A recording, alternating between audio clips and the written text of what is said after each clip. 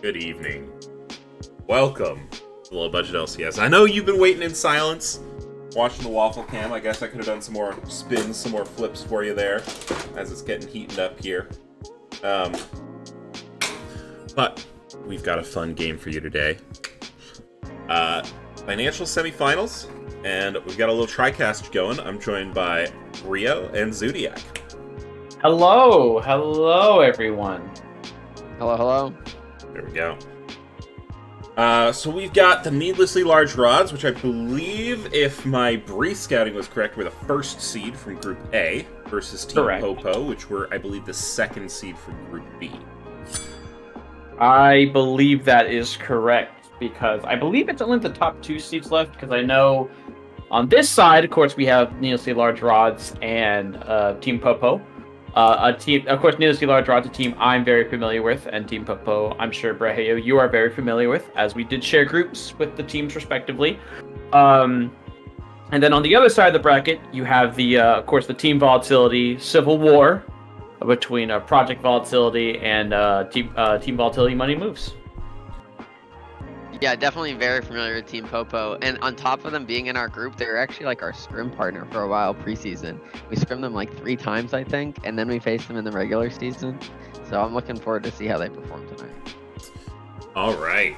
Well, we've got the Salmon in chat. Yeah, Thank you so much for the I don't think we Prime. scrimmed. Oh, You know what you're going to do. Go to the Denny's in Vermont. I have to say it because you Prime needlessly losing 2-0. The bold prediction here. right, and of course TV Money Moves, we did play NLR. Didn't really scrim them, but we did lose 0-2 to them. They are a incredibly tough team to kind of compete against, as I'm sure we'll talk about a little bit more as the game gets going, as we are just waiting on the draft to start.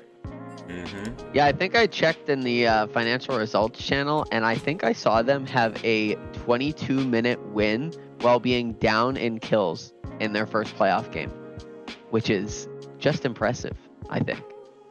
So I'm excited to see some macro gameplay out of Needlessly Large Rods, as I assume that's the only way you can win in 22 minutes and 50 seconds while being down 3 kills. I from personal experience, there's another way, but that personal experience is just Jarvan Knockup plus Yasuo on the entire team.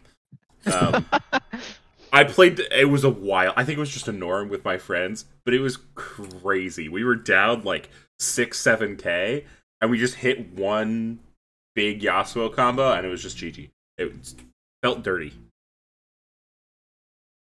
Right, and I also remember, I think my very first playoff game in LBLCS, I think I played against Team Popo. I don't know if it's this exact same roster. I'd have to go back and look.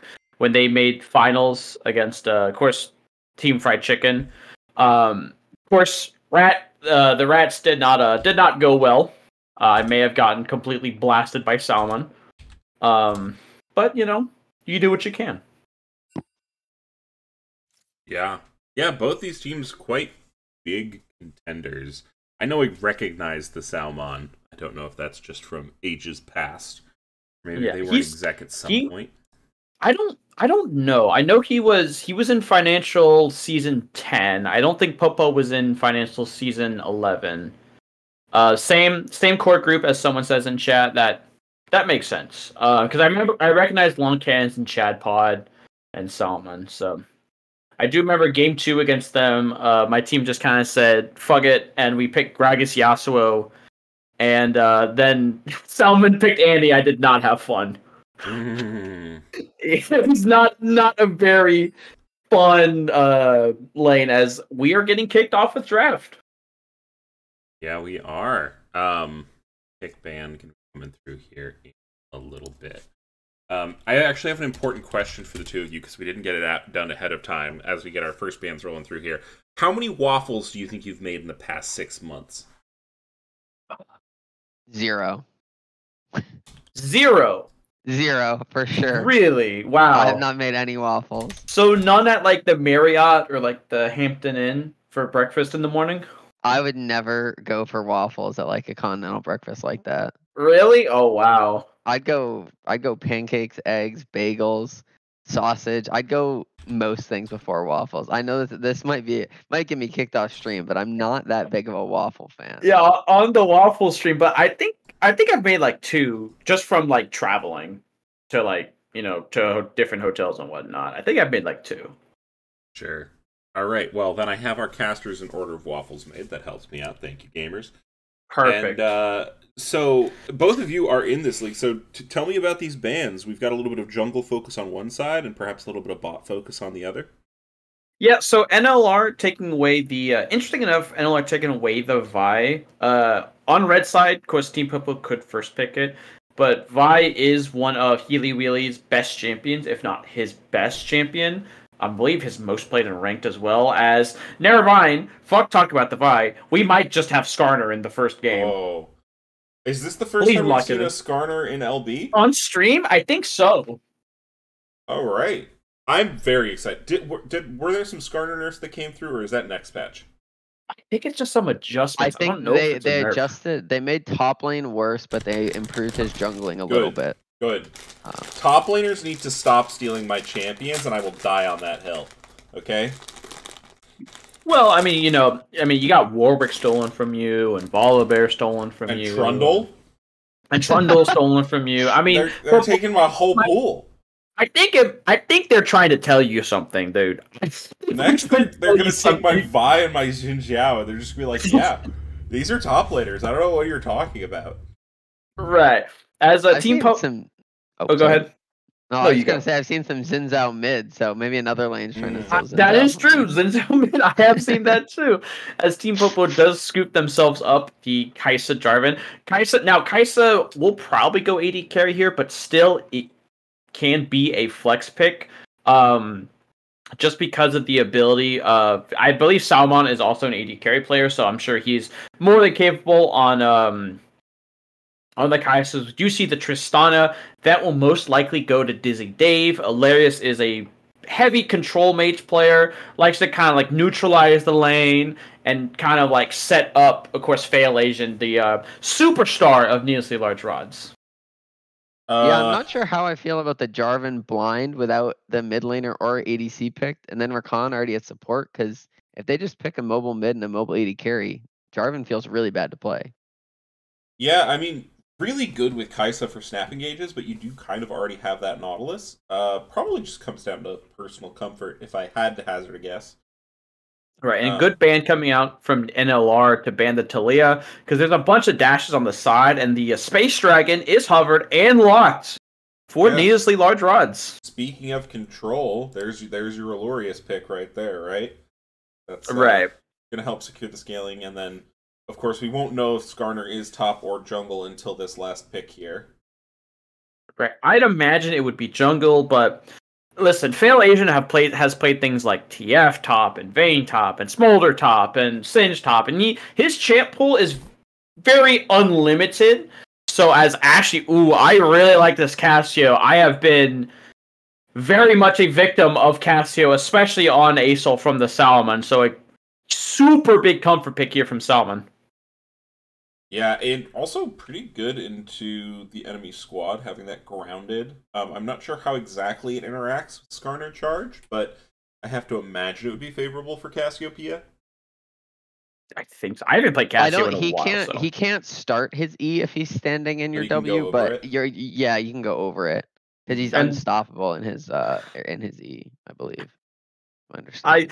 I don't know. I love just off the rip. Like, okay, we need a blind top laner. You're against Fail Asian. Just talk to Mundo. We're throwing down the gauntlet. I love it.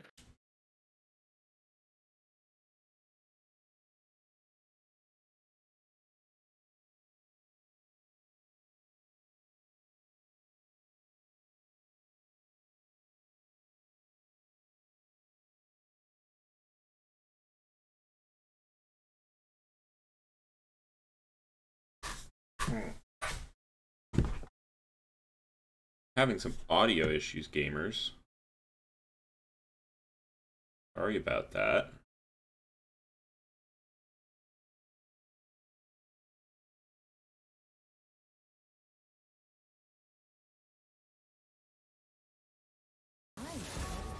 Okay, I think I'm back. Hello? Can you hear Hello? us? There we go. Perfect. Perfect. Yeah, my desktop has just been having random audio issues every once in a while. Hasn't happened for a bit, but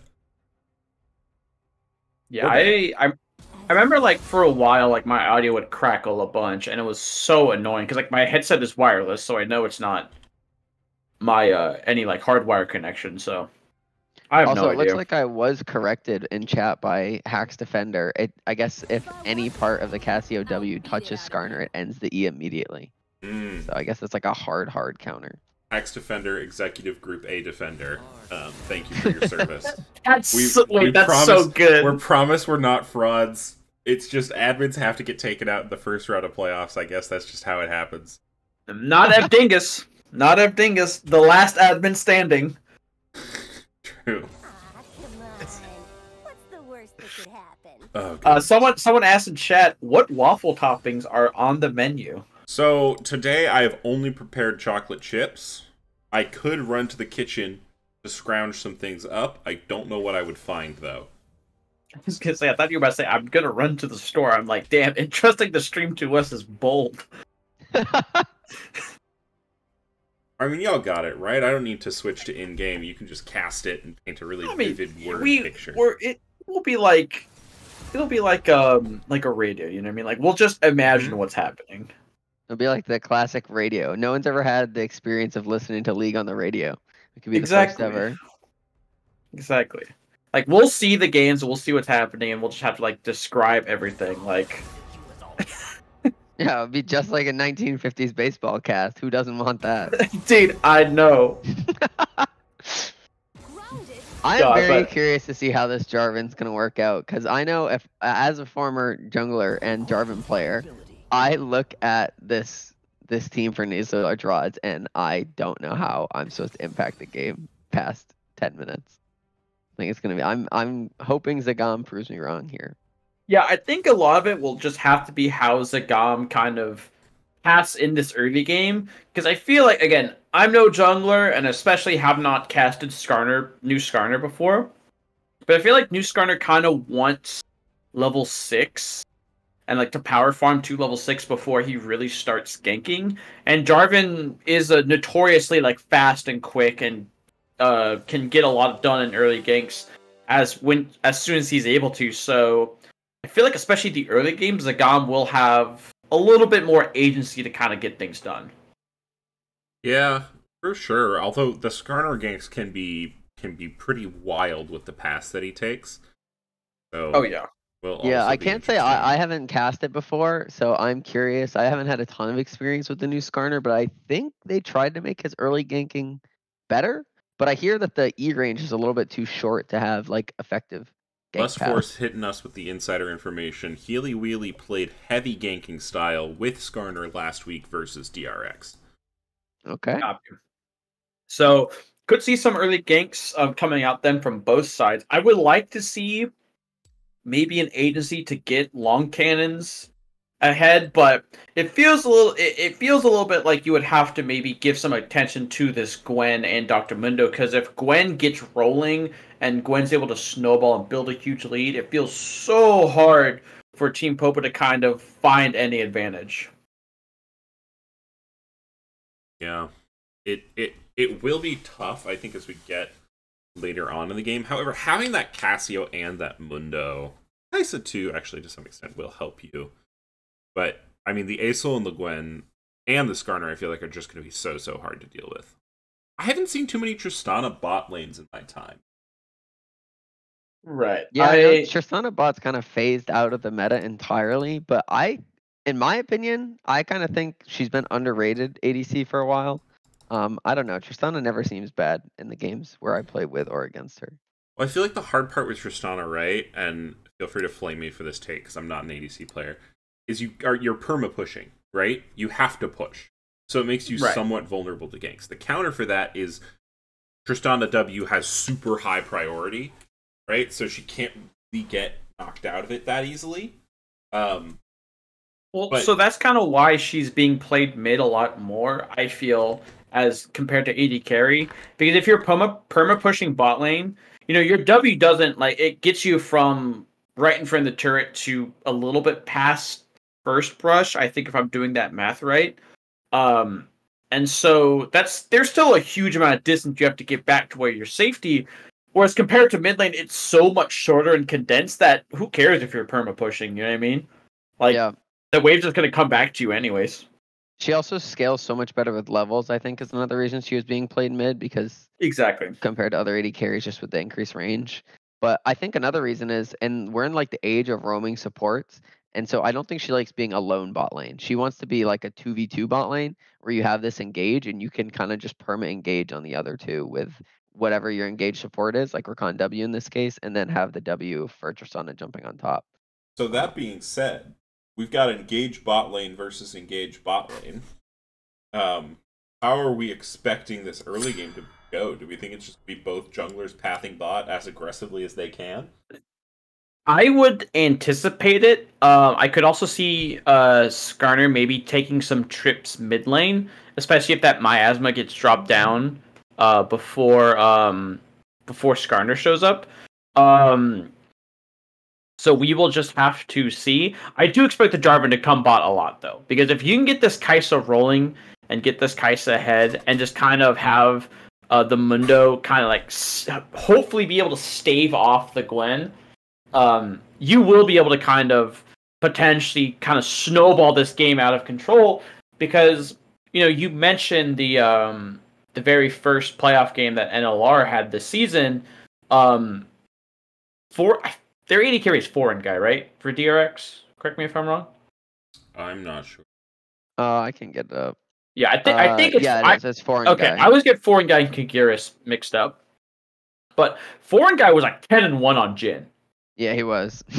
And like, so there is potentially an opening for you to find advantage spot lane. You just have to try and find it.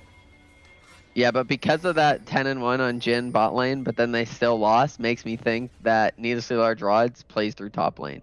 So I wouldn't be surprised if we see early focus on getting this Gwen ahead. Because that is a flashless Mundo.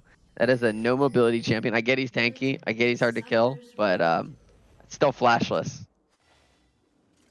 All right, and we are getting into the game. We are going to see 4 members of the Needlessly Large Rods all stacking in this bottom brush. Yep, just trying to see if they're going to maybe go for an early invade. Would not doubt it, as Team Popo pinging their pings. So Cassio on 57, so I mean, bit of an advantage.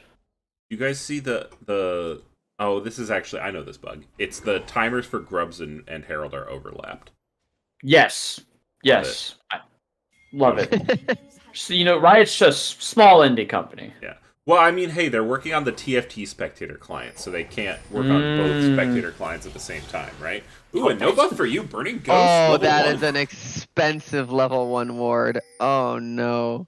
Yeah, the biggest part is he's also really chunked, so Fail Agent will be able to pressure him off these early waves, because, Mundo's already a champion that needs to scale, needs items and that health, and he's going to kind of be worse for wear to start this lane.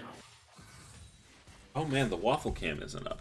I would be very surprised if we do not see an early dive on that Mundo.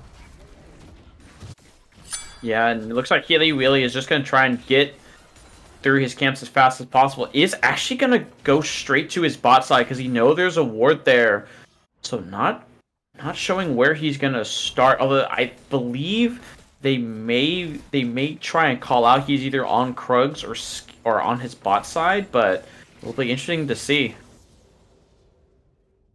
Yeah. Definitely really good awareness by Healy Wheelie to avoid that ward. I think a lot of people would just kind of walk through that ward.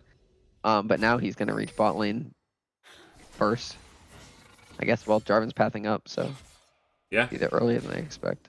Does look like, unfortunately, you do have the Curse of the Tristana, where the bot lane isn't really going to be in a super gankable position. However, it is Skarner, so might be able to pull something off. Wave is bouncing back, so go ahead. I think I wouldn't be shocked if I saw the Skarner clear Grump and then go back up to Raptors and Krugs and contest top. We'll see though. Yeah, it would be a long path. It would be a decent long path, and Jarvan will already be starting that blue, so... Of course, any gank that would happen, I believe Fail Asian will see it with that ward he got. The wave is bounced up enough. He's going for it. Coming behind. Oh, he's bot lane, though. Going in. He managed to pick up Chapados. Chapados flashing out. Does not get slammed into a wall, so not going to be stunned. Ignite will be burned by 23 tar heals. But that's just some for some. Yeah, that's a lot of the power of Skarn is if you get that kidnap off, a large part of the strength is not even like getting into it. Fail Asian has to burn the ghost here. Yeah, meanwhile, mid lane being chased down as well. Fail Asian on the target end of a Jarvan. Not enough return damage to make a threat. First blood going over to Zagam. Yeah, and that's the other thing. The Gwen also has no flash, so, you know, Gwen with Ghost is really impactful as Salmon may be in trouble here. Oh, we'll see Healy Willy. He should have seen Healy Willy right there, so... Doesn't just seen him, isn't respecting him. Salmon's gonna get slammed into a wall, and here comes the dragon roaming over. Salmon flashes over the wall, but Healy Wheely's not gonna let him. The Scorpion picks up the first kill for Needlessly Large Rods. Yeah, maybe he just didn't see him. I feel like he could have potentially seen him, you know, sitting there, like, behind that Raptors wall. Maybe Healy Wheely was just out of vision enough. So, good kill by Healy Wheely, and good patience showing there as well. We're definitely seeing that gank-heavy Skarner. Definitely did not full clear. Only 4 camps. So. Yeah. Pretty gank heavy. Jarvan actually going to be the higher farming jungler in this particular matchup. Level 4 to level 3. We'll finally go ahead and take those chickens, clear out the top side, get those camps rotating on over, and we're going to see what junglers decide to do in terms of their first buffs. Are they fans of the Grubberment?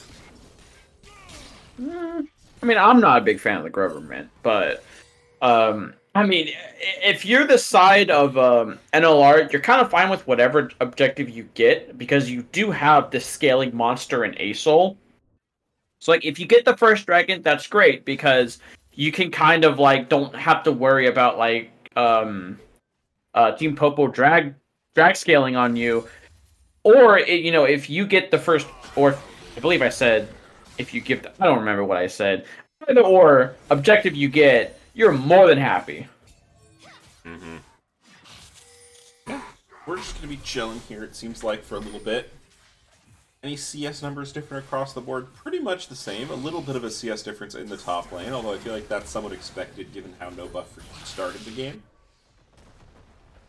Yeah, and Healy Willy making his presence really felt in this bot lane. Just constantly not letting them walk up comfortably is no buff for you, kind of hitting them with a little emo and a little dance, as you would do. Yeah, Zagam's here ready to counter, but looks like they're going to take that priority in bot lane and maybe move it over to Drag. Looks like they're undecided. Yeah, there is a pink there on that Drake for the side of Team Popo. So we'll see anything that happens. We do see Zagam coming down here. Dizzy Dave uses the jump, but ooh, not able to hit the hook. Nope. And that's going that's for the mid-air snipe. Very frustrating to gank a Tristana. It's like sometimes you're just like, oh, well, what's even the point? I walk up, she's gonna hit her W, and then it's over, right? Right. Just one of those So things. I got And that that's why I double-stack play wave. Vi. True. You don't have to worry about any like buffering or anything buffering CC when you just follow them. Well, wasn't there a thing with Caps? Can't you actually buffer Vi R with Tristana W? Wasn't that something Caps was doing? I thought I remembered seeing it last year. It's possible to, like, if you let the VIR hit you, you can then W. Or, like, you can W as it hits, and then she won't follow you because she's already in her slam animation or whatever. I think that is I wasn't possible. sure on the specifics. Yeah, I remember watching a pro game at some point, and Tristana W was consistently buffering something that the casters were surprised it could buffer. And I thought it was VIR, but I'm not 100%. That sounds right. Yeah. I mean, it's not the end-all, be-all of button, but it is a pretty good one. Oh, definitely. Tristana W is just disgusting with the things it can buffer, in my opinion. No, there's a couple of very high priority things. Does Tristana W or Gragas E have higher priority? Because Gragas E also goes crazy. Yeah. Oh shit! I don't know the answer to that. It might depend on when they like activate them. So, like, I feel like if Trist is mid-air, like, if she's, like, already at the apex of her jump and Gragas bonks her, I think she'll get cut out of it, right? Mm-hmm. But if she, like, if Gragas E's on her and then she triggers her W, she might, like, just jump over the Gragas. I Which think, is a I think that's really funny look, I cannot lie, just imagining it in my head. Looks like we're gonna have to break out the practice tool intermission. okay. Salmon coming here with a big ultimate. The grounded does stop the Skarner, but the ultimate is available. Salmon hits a nice ultimate in return. Alurius out of mana, but has just enough for a small amount of breath, flashing for the auto, picking up a kill for the dragon in the mid lane. Yeah, and They that's really wanted that kill on Aurelion Sol, and I can see why you'd want to use the flash to get him that 300 extra gold, not on the Skarner. Yeah, it's such a massive kill because, again, once you get that Rylai's, your lane into Cassio is a little bit easier just because it's so hard for Cassio to get away from you. So a really nice gank and a decent repeat gank from Healy. I was kind of shocked that he's putting so much attention mid, but... Okay, we're going to see the ultimate combined with a knockup. Maybe a little bit of CC wasted there, but 20T Tar Heals 50. Going to be dead in an instant. Unlucky that it goes to Nautilus, but still a kill. Oh, we've got a Conatum Ferox hitting us with the Prime. Thank you so much for helping us out. You know what you're going to do. You're going to go to the Denny's in Vermont, talk to our buddy Todd. Pancakes are, in fact, on us. You can also get maple syrup for a limited time only. So... other than that, it's like 25 cents for one of those little takeout containers. Yeah, and look, GGG Turtle also hitting us with the sub. Same number a month, 17. Thank you so much. Denny's, Vermont. Talk to our buddy Todd. He will give you pancakes.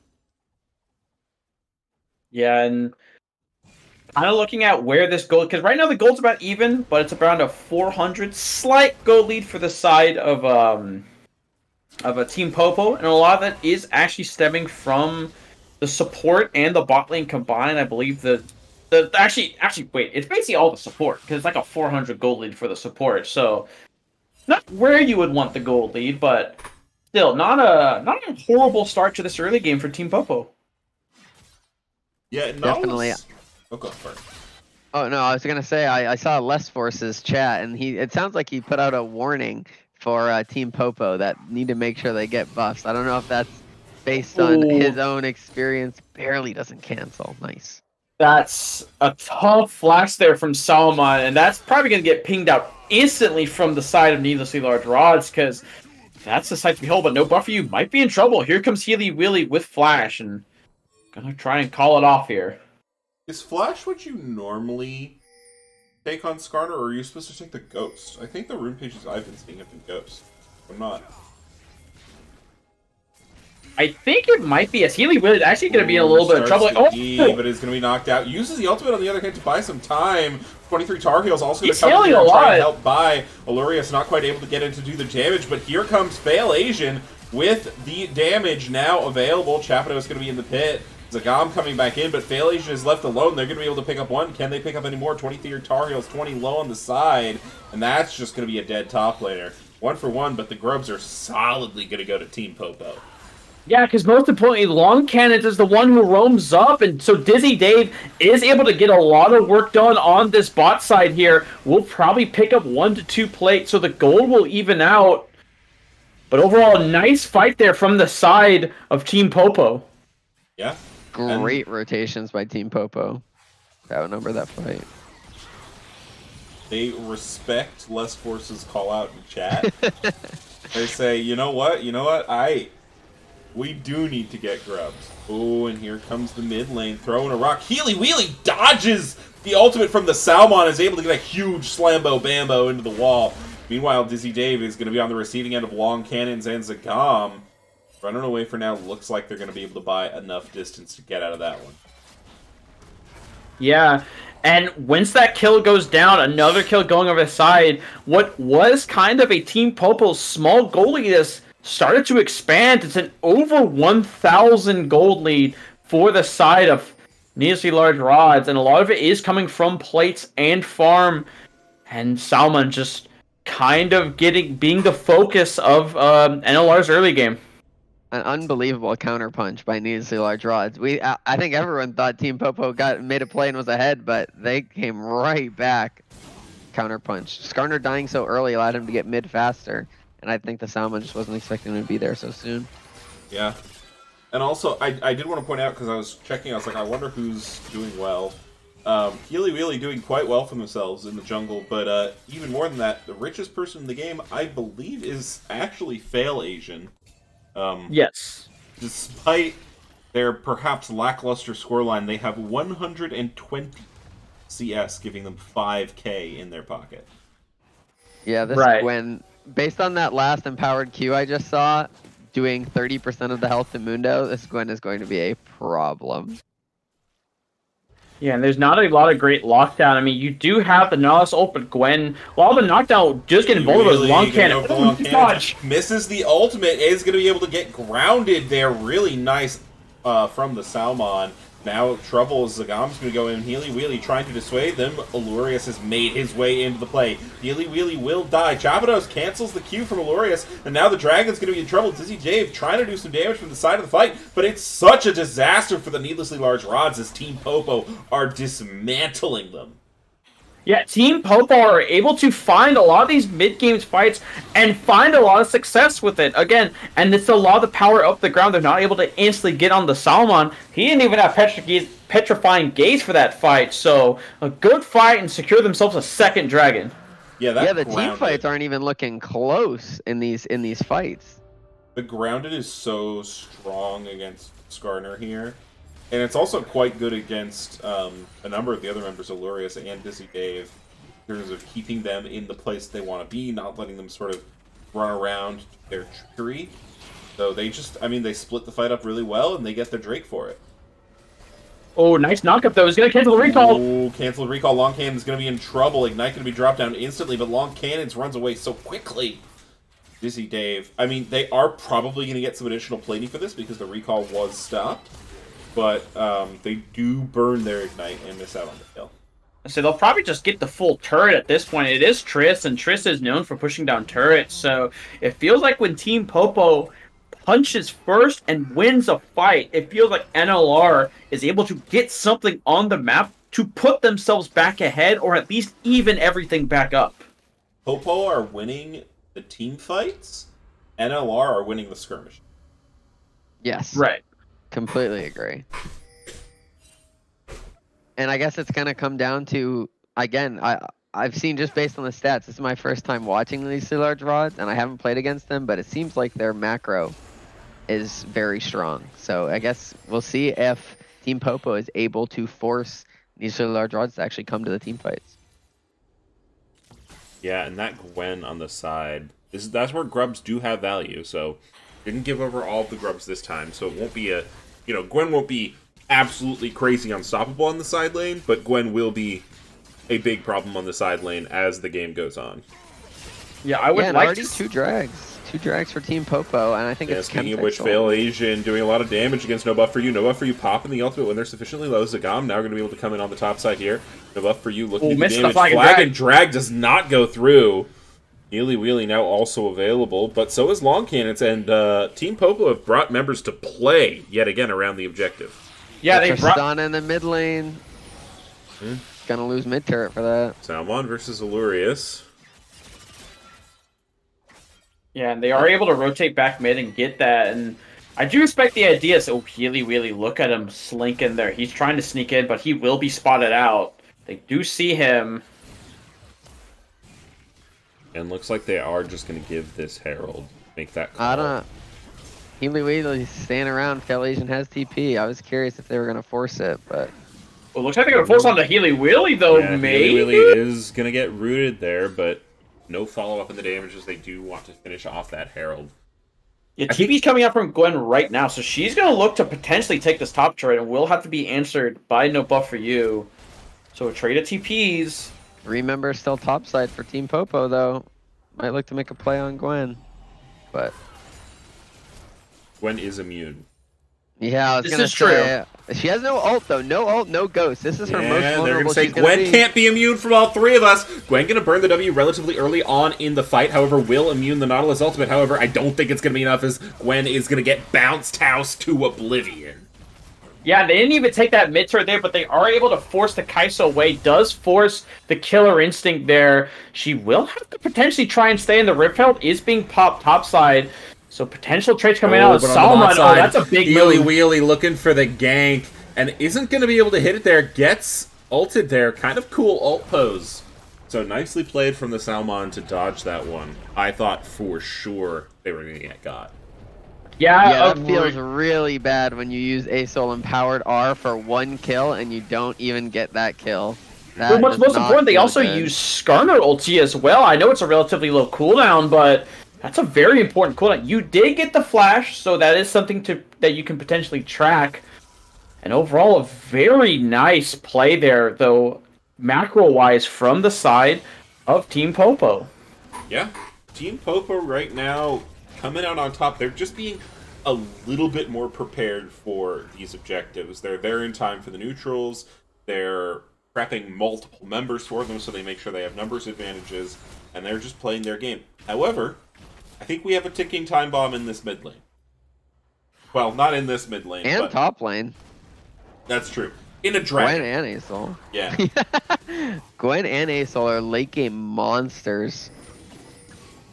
Yeah, and right now, the gold lead is not so demonstratively huge that you would worry about, as it looks like this top turret will go. I mean, Mundo does hit 2 items, and it is important to know, Mundo does scale really, really hard.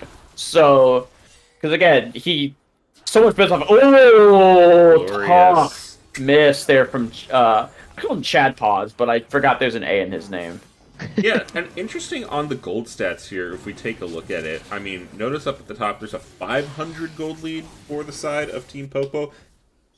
That seems like it's mostly coming from a little bit of difference in terms of the jungle gold that's available, and a tiny bit of gold in terms of both the bot lanes. But functionally, punch for punch, item for item, these teams are pretty much on the level. Did Yeah, Long they're- Cannons just ult in 1v3 and they ran away?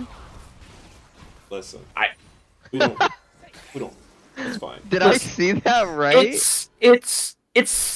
It's the threat of it. It's about sending a message. I guess maybe they thought there was lots of follow-up, but I only saw Nautilus like half a screen away on the map. Listen, sometimes you have to just let them know that you are not afraid of them. But as we do see a siege just coming out from everywhere, I know Mundo kind of goes where he pleases, but he's a little bit deep in there as he's gonna waddle his way out. Team Popo might be able to force a split map play here on this 4th Dragon and Baron, because they already have 3 Dragons stacked. If they can trade Baron and give over 1 Chemtech Drag, I think that'd be huge. They can actually start breaking this mid and bot outer turrets. Get some of that standing gold still available for Popo. Yeah, Lurius has got to be pissed they keep killing his friends. Ooh, Chapado's coming here with the gank. Lurius trying to get out of it, using the unempowered ultimate there, but Nautilus ult going to be the counter. Now just trying to do the damage counter punch, but the Petrifying Gaze is going to stop him from doing that. Ooh, double suppression there onto Long Cannon's and Zagam. Zagam able to EQ out, but Long Cannon's just going to be taken up, and we'll have to see if they decide to try and convert that into anything. Yeah, just a really disrespectful, I feel, walk-up from Zagam and Long Cannons. You know you have to play bot side, so you know they're most likely going to be in your top side, trying to look for a play on the side lanes. Just give up the blue buff. It's a blue buff at 21 minutes. I mean, it's not going to be the end of the world if you give it up, but instead a shutdown goes over to the side of Gwen, and this Gwen is feeling really happy about that shutdown. Yeah, 208 CS. Oh, it's gonna get 9,000 gold, the most in the game. Fail Asian might look for the Salmon there. Salmon gonna respect it and slither their way out. I was ready for Gwen to ghost there, but no R, I think, stopped her from doing it. Yeah, Needlework an important part of Gwen's kit if she really wants to do a chase down, so you have that slow. But I think that Fail Asian's building Deathcap third, yeah? Could be Deathcap. I would be I would imagine it is going to be that death cap because of the sustain that you have with the Conqueror, with the Gwen's passive. It is, you don't really need that hanky of itemization, and plus you just want to do as much of that AP scaling percent health damage to this Mundo as you can. Sure. Yeah. We're going to be in a little bit of a lull state as we have 2 minutes till the next Drake objective. Neither team opting to play aggressively around the Baron. Both teams hanging around this mid lane, though. Ultimate going to be utilized. Only going to be able to catch one with the Scar ultimate. Big knock-up coming through. Zagam going to be able to find two, but here comes Fail Asian on the back line. Needlework doing so much damage. Rakan coming into support, and it looks like it's disaster for Team Popo. Fail Asian says, you know what? I'm going to show up for a team fight, and we're going to win it. Yeah, and right there, just not respecting where the Gwen could be, they decide to pull the trigger, and Fail Asian shows up on the flank. Everything gets blown. It looks like a good knockup, but there wasn't that much follow-up. I don't believe Petrifying Gaze was available, so great counterpunch from the side of Neosea Large Rods. Yeah, and yeah, I really said amazing flank from Gwen. Neither team was going to play around Baron, but I think they were just waiting their time to make me look a fool, because there we go. That's going to be, what, around 4K, 3.5, 4K up? Well, now 3K. Yeah, and I think they have no way to match this Gwen split push either at this point. Yeah, and that's the macro we were talking about from NLR. It looked maybe a little bit suspect in the early game because, it seemed like Team Popo were getting the better hand on the macro, but ultimately, How close is Gwen to death cap? Can we get a look at her gold in inventory? She is 300 gold away. 300 gold away. That's pretty close. Pretty close, Yeah. I would say. So I think she'll be the first one in the game to hit 3 items if my eyes are not deceiving me. So Yeah, and all it takes is just kind of one shutdown to get this ball rolling for the Gwen. You know what I mean? Like you got that shutdown, on the Kai'Sa there, and that kind of started this big snowball for the Gwen again. But the other thing is the Trist has not died, and Dizzy Dave is nearing 3 items. The Skies Descent is going to be dropped. Oh yeah, big ultimate there, but not really going to be able to save the mid tower there. Yeah, decent idea though from Hilarious trying to potentially pick the Jarvan up, but Zagam able to properly buffer that and get out of that play. I really cleanly. like that trade by Popo. They knew they weren't going to be able to contest that drag, and they knew they still need to get mid-tier 1 down. So I really think that's a good play by just overloading mid and not caring about drag at all. Yeah, we have Vader use Choke, redeem a caster compliment. No specifics given, so I'm assuming they just want one. Go check out this dude's second try at a video montage. It was pretty cool in the Highlight Place channel. In any case. Okay. I do think that dragon did slow down Neasely Large Rod's Baron push a little bit. I can't imagine there's too much time remaining on it, and they did spend a lot of time setting up for that, so they're not going to get a lot of other objectives on the map, which is really good for Team Popo, obviously. Yeah, but a big portion of that though is just to be able to delay for these like hyper scaling characters to get these items, because again, even though you don't get a lot of the standing gold on the map, you are able to collect a bunch of waves, and you might be able to even get this mid turret. There's not a ton of wave clear right now. Yeah, no. Dizzy Dave just gonna Price hop that away with back. that Nautilus ult on him. Healy really only able to get one in that ultimate. We're trying to run away as the engage coming Acel's through coming Team in right Popo, now. But the Cataclysm's looking pretty good. Acel, though, coming in on the fight, is going to be able to find 2. Long Cannon's looking on the side here. Long Cannon's trying to get Dizzy Dave. It's going to be a 1-for-1. Now, Fail Asian has joined the fight, though, and these scissors are going to snip harder than anything you've seen before. A really good Petrifying Gaze is going to keep Salmon alive for now. Oh, and Zagam dives in, but it has to immediately flash out. But overall, not a terrible trade. You get 2 kills. You do trade your AD carry's life, but the AD carry is able to at least get 1 back, and Valation doesn't do more damage. So overall, not a bad play from Team Popo. You got Ghost and TP out of Gwen to stop her split pushing, and she wasn't able to get anything done in the fight. I think that's a huge win for Team Popo, but I think, again, like we've talked about since the beginning, this game is just going to get harder and harder for them. I know Cassio and Kai'Sa do scale pretty well. I don't think they're poor scaling champs, but they're not Gwen and Asol. I think they're really going to struggle to deal with this Gwen the later the game gets. Yeah, Gwen absolutely going to be a monster. 272 DPS. Death cap now completed. Yeesh.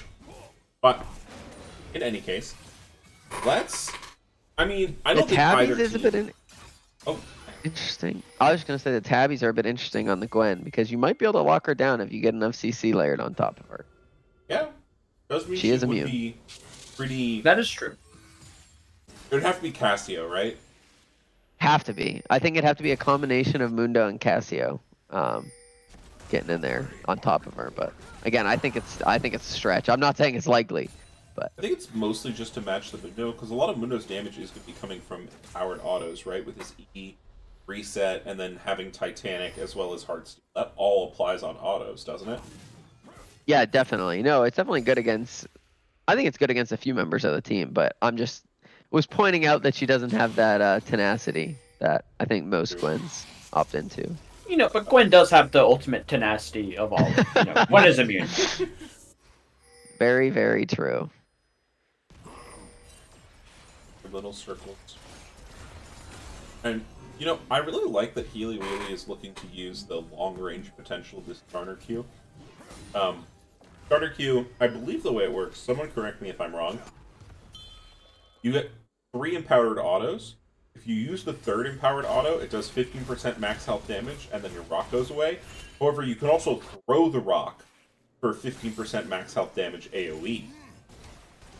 I want to say that's how it works. Although Yeah. I'm not sure.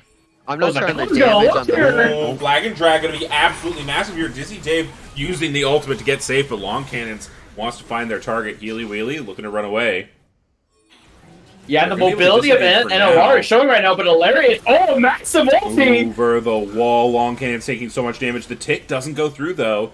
Everyone's going to be alive for now. Ulti's thrown left and right, but neither team really wants to go too hard.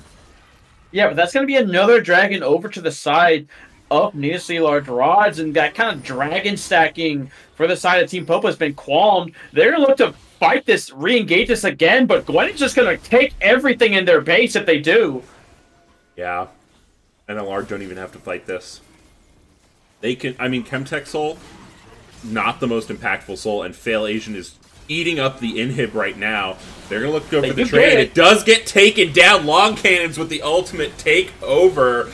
But meanwhile, Luria is doing so Dizzy much Dave is damage. gonna live Dizzy Dave here. almost going to die, but able to live. And Zagam so incredibly low. The dragon rains fire from above. Almost gets taken out by Long Cannons. But Salmon going to be the next target. Are they going to be able to do it? No. Salmon takes down Healy Wheelie and turns on to Tar Heels. Yeah, Tar Heels is able to get out, and Fail Asian is running through the mid wave right now. TP's coming out from Mundo. He wants to fight this, and Fail Yeah. Asian is in there on someone. Fail Asian looking for Salmon. No buff for you. Trying to do the damage back, but not going to be good enough. Rakan bursts off that Mundo passive, but Rakan now might be in a little bit of trouble as well. As he gets taken down by that Mundo. Yeah, Mundo is able to take down Rakan, but Gwen picks up another kill for themselves. And it looks like they're just going to duo the Baron. Remember, Gwen does so much damage to neutrals. So it looks like this will just be Baron over to the side of NLR. Gwen looking extremely balanced this batch. Mm-hmm. I don't know. I hate the champion, to be honest. That champion is so overtuned. I don't understand. As someone who likes to play tanks and brawlers, I find Gwen very frustrating because she beats me. I agree. Like, it's an obvious, like, she's meant to be a tank beater, but the thing is, she's so good into so many other things as well. Like, Ooh, Long Cannon's taking quite a bit of damage there from Dizzy Dave. wow, Kai's almost getting one shot on accident there by Tristana. But that was before the dragon fight. Zagam had a beautiful engage, a 3-man EQ knockup into a ultimate onto Tristana. But the problem is it's Tristana, and she W'd away, ulted ulted Jarvan away, and I think that's the problem with blinding Jarvan. I think if there's one thing I would change about Team Popo, it would be the Jarvan. Because he had a good early game. Zagam had a great early game. But the champion just can't operate into the team comp of needlessly large rods. Yeah, and now Chapados on the flank, but I don't know if it's going to be enough. Huge amount of damage going in out of this turret. Dizzy Dave just eating up the structures. Oh, we're getting a waffle from Lil Dear Lilia. Do you want chocolate chips or not? I'll wait for the response on that. Yes, the siege is starting to come out here. Of course, Baron's on this mid wave and in that bot wave, so able to maybe look from they have to go for a miracle players. Here comes Salmon. Last fight. Ultimate's going to be used. Aurelius taken down. The Aurelian Soul now out. Dizzy Dave looking to layer on the damage zone. Here comes Fail Asian trying to chew through the backline. No buff for you. Taking up that damage. Chapados eventually going to fall in this backline. Fail Asian staying alive. Fail Asian. The health bar gets so low, but it's just not enough. Salmon still alive to potentially hold the base. Yeah, still trying to hold on, but Healy really just going to zone them off the wave, and it looks like game one is going to go to needlessly large rods. I thought they were actually going to kill Gwen, and then she healed half her health bar and faster than Vladimir can. That was ridiculous. Did anyone have heal cut? I didn't see. No one did. I didn't look. No heal cut. Oh, Mundo had it on Bramble. Mundo had it, and she was autoing the Mundo, so it was being applied. It just heal cut's the most useless thing in the game. Yeah. I'm convinced. I feel like heal cut waffles between being in an okay state and then whenever it's in an okay state, the game devs are like, actually. Heal cut is very much an actually type of. I just can't watch that clip of that last fight and think that heel cut is in a good state because Gwen was autoing that Mundo. I know it was being applied at the max efficiency, and she did her third cast of R and healed half her health bar. Maybe she just heals too much. All right. Why don't you guys talk to me about draft? I'm gonna pull up the game one draft here. Tell me. I feel like Team Popo's comp, in theory, works really well. I agree with Brahio pretty much to a T about the Jarvan. There just needs to be a little bit more consistent lockdown from what NLR drafted because their comp is so mobile, right? They're able to kind of like dip and duck and dive and get out of dodge really, really easily. And so maybe instead of the Jarvan, you could look at, I know, like maybe Vi, since you're now on red side. Although I feel like you kind of have to ban the Vi, so that way Healy Wheelie doesn't get it. You could potentially look at maybe something like, I mean, I don't even know what you could even pick into something this slippery, but something that's more consistently locked down, and then attach some hyperscaling to yourself. Right, because I feel like, Brahio kind of hit it on the nose, where it's like Kaisa and Cassio scale, but they don't scale like Asol and Gwen. So you have to kind of attach this kind of hyperscaling aspect to yourself. I want to see them go all in on either bot lane or top lane, because it seems like needlessly large rods wants to play split push every game. They want to put Fail Asian in a spot where he can be in a side lane, and if you don't respond to him, you will lose the game. That's what it seems from my brief scouting. Again, I didn't spend hours scouting these guys, but from brief scouting, how I watched this game play out, Fail Asian wants to be in the side lane. So I think Blue Otter League rating. Let's go. We love our friends over at Bull. Welcome to the broadcast. We're getting a little bit of Financial League, which is about Emerald average action here. These are our semifinals.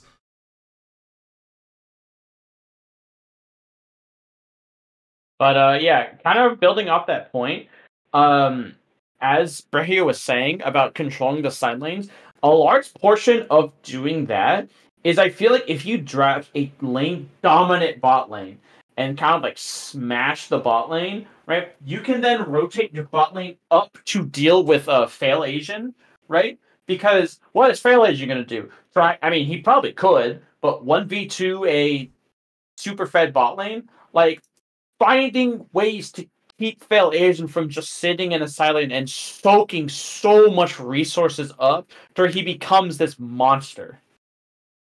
I completely agree. I wouldn't even, again, I don't know the whole champ pools. I don't know. I know they banned Janna, I think. But unless 23 Tar Heels 50 is like the best Janna player on the server, why are we banning Janna, right? Like, surely we can ban split push top laners instead. I mean, listen, that'd be my take. Listen, all I'm saying is I don't blame Team Popo from banning Janna. Janna is so annoying to deal with. It is More annoying than Gwen? See, that's the hard part, though. Is it? It's like, is Right? it more I mean, annoying than Gwen? But like getting hit by a tornado is like triggers some like visceral primal reaction in me. Put your hands up like, if you grew up in Tornado Alley, okay? I mean, I didn't. I grew up in Texas, so I just doxed myself. But yeah, I grew up in Texas. Well, Les4 says there's no point to ban anything against Fail Asian. Well, I don't know, but it just seems like the split push champs is what he wants to do. Yeah, wants to play a split push champs, wants to play a split push game. Plenty of them. So, looks like we've got a little bit of a delay here going into because we are going to have our waffle come out. How this turn. Ooh.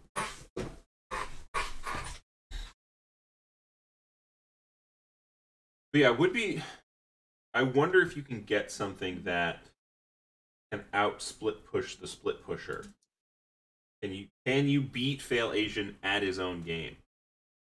Maybe they force Fail Asian a blind pick. Maybe they're gonna save No Buff for You, that red 5 draft pick, and maybe No Buff for You is just gonna show him what's up this game. Could be indeed. Sorry, I'm talking with Tar Heels right now. Apparently, he has the minor league team where if they win, they get 8 free Chick-fil-A nuggets. That's kind of a crazy deal. I can't lie. That's a lot of free money because eight That's a lot of money. 8 free Chick-fil-A nuggets. Now, okay, for those of you in chat, is it obvious enough to you guys that the waffles are here and they're just too expensive? Or should I put up a little sign that says, like, waffles 5,000 schmeckles? I'll take Caster's opinions on this, too, as we are going to start draft here. Hold on, I have to challenge chat really quick. So I have to challenge chat because normally Challenge I'm the them to guy what? who receives all the It Takes Two to Tangos, and like I haven't received one yet. So like, So you're I just have sitting to- there with a beverage. yeah, I'm just sitting here with it. Like, what are we doing? As NLR is just gonna instantly pick the Jinx. No Okay. thought about it. You know, Dizzy I Dave definitely said... agree. Oh, go ahead. I was just gonna say I agree with Jinx being blue 1 priority. I think she's super strong, but that is a lot more vulnerable than Tristana. That's for sure. So if you can, Hey, the Jarvan now works. The Jarvan now is a lot better. Jarvan looks a lot better. Oh, all right, hold on, guys. I have a pillow on my bed. I'm gonna go set it up. We picked Jinx Zeri. Nice. I'm gonna go to sleep for the first 10 minutes of lane. I'll see you after the fact. For Yeah, after some the reason, fact. I don't think that's how these teams operate. These Zagam and Healy Wheelie seem to be early gankers. They are not a power farm. There's no Karthus jungle coming out. Oh, hold on. Well, as I say that, they lock in the Nocturne. Okay, but you know what goes crazy? Nocturne Oriana. Yeah, definitely. Would Aureus pick it away here? We do have a Zodiac 10 seconds. Actually, we I have haven't- 2. I have 2. Hold on. See, this is what I get. But I do have like a I do have a 24-ounce Twisted Tea, not sponsored by the way. Not yet. Not yet. with me that I bought because work kind of sucked today. So, Sure. you know, Yeah. that's why I bought it. That Nocturne Shen go full submarine on the Zeri could do. Meanwhile, NLR will just pick up their Skarner, and they're going to be happy for it. I'm going to put on some Jazz. I think that's a Ooh. really good. It's a good concept though for the Shen and the Nocturne. Is if you can get something that can consistently threaten the side lane, like like the semi-global or global ultimate, that can make it a lot harder for Failation to split. I think that's a really good idea. To be able to put that constant pressure on him to always get 2v1. And I wonder about, because I was thinking about this today, and I don't think Team Popo is going to pick it, but I wonder if maybe something like Karthus would work for Team Popo in this mid lane, because Karthus kind of puts so much pressure on Silence to never get low in fights, because if you do, God is going to smite you down, right? True. I mean, there's actually... So, I really do actually enjoy playing Karthus Jungle. I don't think I'm the best at it, but it's very fun. And the style of Karthus Jungle that I actually prefer is instead of going the Dark Harvest, where you're focused on picking people off when they get low, go the First Strike. And yeah, you can just... Because it's like a pressure thing, where one, you just farm gold, right? You can just rip your ult as soon as it's up every time, and you'll make like at least 1,000 gold over the course of the game, and that'll just help you accelerate further. The other thing is, if one of your lanes wants to fight or is starting a fight, you can just send the ultimate, and now all of a sudden, what the enemy laners thought was a fair fight, they're down like 20-30% HP, and it can really change the dynamics of those trades. But, you know, that's just my take on it. Well, it's funny you mentioned that, because I actually I was on Twitter today. I follow Malice, that professional player. Yeah, that's what I saw. Semi-professional player, I guess you could say, played tier 2 for a while. And he just posted like a Karthus guide on Twitter, and it was basically one of the cornerstones of this guide, this like 8-tweet guide, was that always go First Strike over Dark Harvest, and instead of waiting to ult when you're dead, 15 seconds for an objective fight, just press R, and they're not gonna want to fight. It's so good. It's so strong against squishies. Does make a good point though. Of the biggest problem with First Strike is that you have to choose between Ultimate Hunter and Last Stand Palm. Which Palm is such a broken rune that like it does kind of help. As I didn't even comment on it. I did say it that we do have Annie. AK. So someone call up LS. Someone isn't having fun this game in the mid lane. Yeah, Malice is like one of the OG. From, who I know is my favorite Heartsteel Zillion enjoyer, lol Ricky one in the chat. He's a cool guy. That's great shit sometimes. Big advocate of the Tank Zillion. So if anyone wants to try out Tank Zillion, let me know. I can hook you up.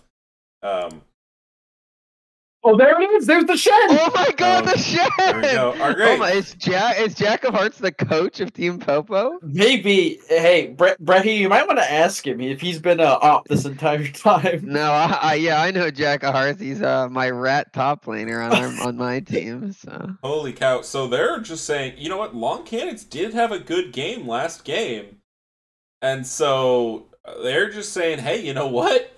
We're kind of gonna go all in. I like this draft. I do think so. They had to blind pick Annie, and Annie's good into a lot of things, and she outranges a lot of things, but she does not outrange Zir. I think that's going to be a miserable lane. So I'm excited to see how he plays it, because I know Azir can harass the crap out of Annie. Yeah, especially also if Azir goes this tank build that I've kind of been really popular as of late. He can get a lot of Grasp of the Undying procs off that Annie and become you know, what mages are always supposed to be. You know, this really tanky but out DPSs every champion in the game kind of character. You know, as Riot intended. You know, the intended interaction for sure. No doubt.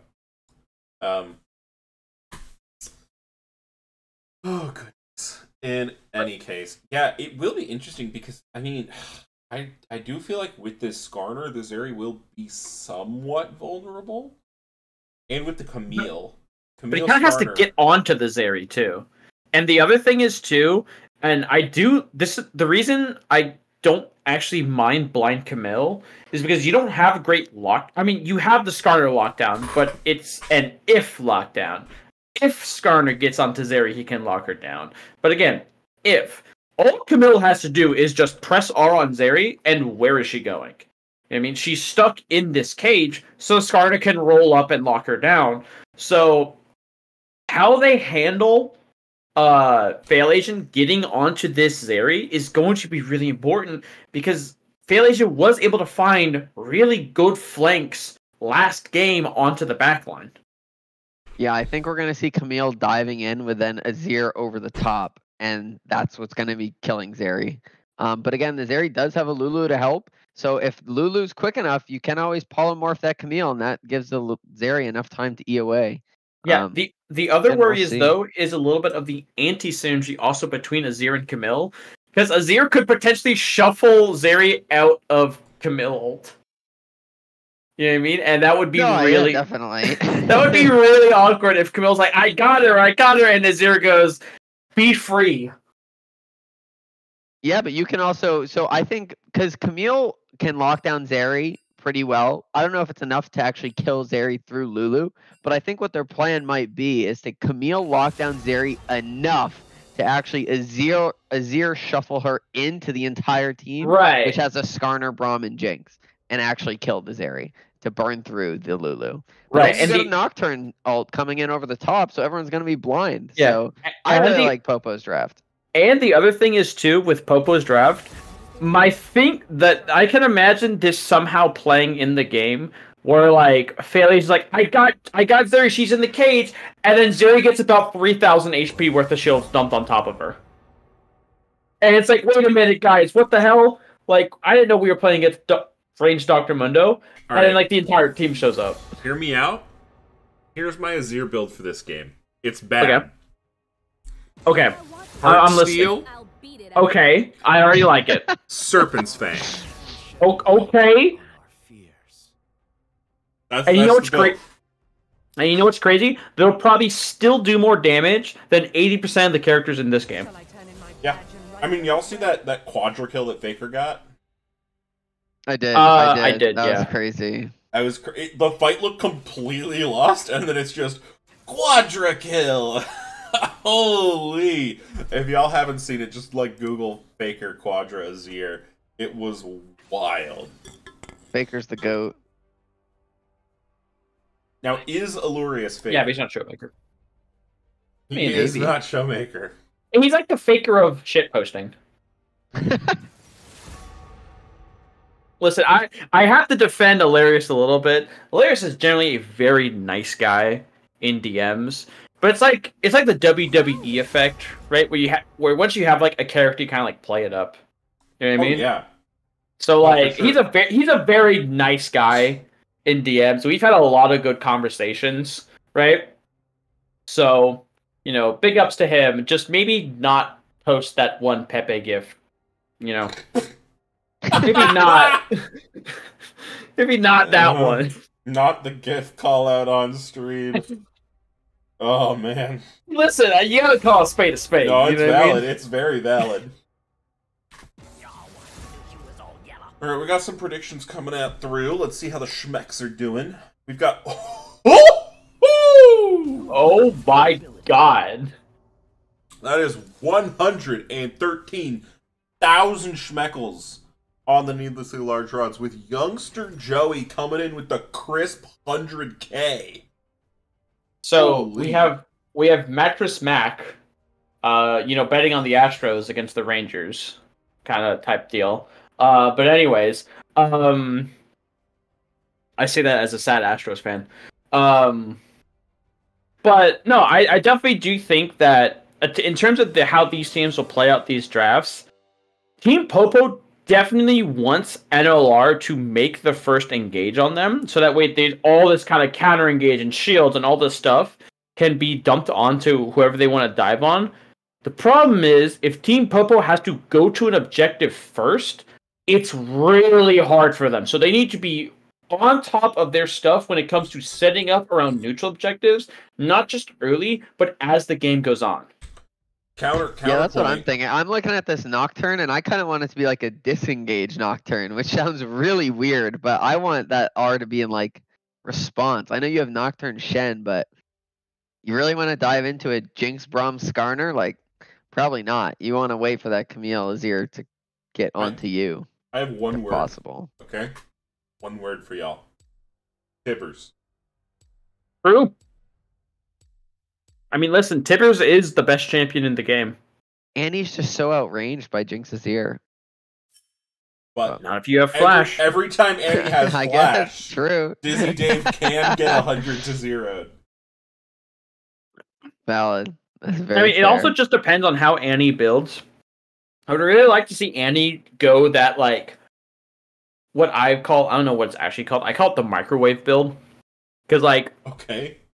you like, throw Tibbers on someone, right? Mm-hmm. And you basically let Tibbers fight them and just stay out of, like, getting killed range. And Tibbers has a bunch of AoE magic damage. So if you build Leandries, Malignants, and Rylai's, you basically microwave your opponents. Because, like, they're dealing with a 3000 HP mob that is just spit roasting them. So, I would like to see that build come out. Okay. Alright. I like how that just also killed the entire conversation that was happening as I talked about Microwave Annie. I like to talk like about it. Lawnmower Karthus. I love Lawnmower Karthus. I don't play it, but I know some folks who do. Who are folks and where can I meet them? You gotta get Have I? really into the depths of solo queue. Okay. Make like the 1 a.m. Mm-hmm. like I'm not ending on a loss type solo queue. Yeah. See, but the thing about not ending on a loss, right, is you can't end when you're winning either. Like, It's what are you true. gonna So do? Stop. never playing I sleep. the game? agree. Finally, Popoba, I argue this to my friends all the time, and I can never win. I was like, I'm never ending on a win. That's crazy. I Mhm. always end on a loss. If I'm winning, if I'm on a 3-4 win streak, I'm not ending. If then I lose one, then I'll end. Dude, I wake up, I play a game of solo queue, lose, all right, back to bed. I want to check something. Because wait, it's not coming up with Zodiac when I search Zodiac On op.gg? on League of Graphs. SHSU do that right ID. Because I have it on this. Zelis, the score is 1-0 NLR. Yep. NLR. Really back and forth first game. Beautiful content. Because I have this thing, and I'm wondering if same. What are you looking for on my League of Graphs? So after I lose, my win rate spikes. I don't know if I have. To be fair, I have not played that much solo queue this year. think it I tracks just all finished your my games. I just finished my placements for the split. Hell yeah. Dang. Keely Well, in any really case- did go ghost this game. We'll be into the game here. Let me make sure I am streaming it. I bet said no. Yeah, I'm in the spectator client, so Right. I'm Matt chilling. Yeah. All right. Yeah, and here we are. This could be Team Popo's last match of season 12. It could be, and they're putting it all in the Zeri basket. Jinx is perceived to be really, really strong, like stronger compared to Zeri, but depending on how good the Zeri is, this mosquito of a champion is so incredibly hard to deal with if you can't lock her down. So we'll be interested to see how NLR decides to tries to deal with the Zeri. Yeah. And they do have tools. So Yeah, they do have the Hextech ultimate. The other thing is too, and it was not really mentioned. No buff for you. Obviously, will be playing weak side this game on the Shen. we'll be trying to, support his team and get everyone through, like, to a point to where, like, hey, my other people are really fed. But we'll have to be careful because Camille is one of the best split pushers in the game, especially with that. I don't even know what her Q is called, but when you say Camille Q, you know exactly what I mean. Oh yeah, for sure. Actually, what is Shen Camille should Q have a called? pretty. I don't know what it's called, but Shen should have a pretty good laning phase in the Camille. Though, I think, right? Precision Protocol. Yeah, you could have told me that, and I would not have believed you. I like to try and get acquainted with the names of abilities. I don't Do you know know- all of them, but You know what? So here's a grid quiz. Do you know what Oh. Lilia W is called? watch out, Eep. There you go. That's all I care about. Watch out, Eep. Best ability name in the game. Average jungle main. I'm Watch a out. big fan of Wind Becomes Lightning. You know Wind what Becomes that Lightning is a that's Xin Zhao. I don't play that much Xin Zhao, but I believe it's W. It's the one that Yep. it's like the crescent sweep of him and go up. Because we do see a pause. We've activated Resident Lilia Enjoyer Lest Force in the chat. Oh yeah, he's woken up from his nap. He's But, asking I'm if trying- he can play Lilia tomorrow during the Civil War.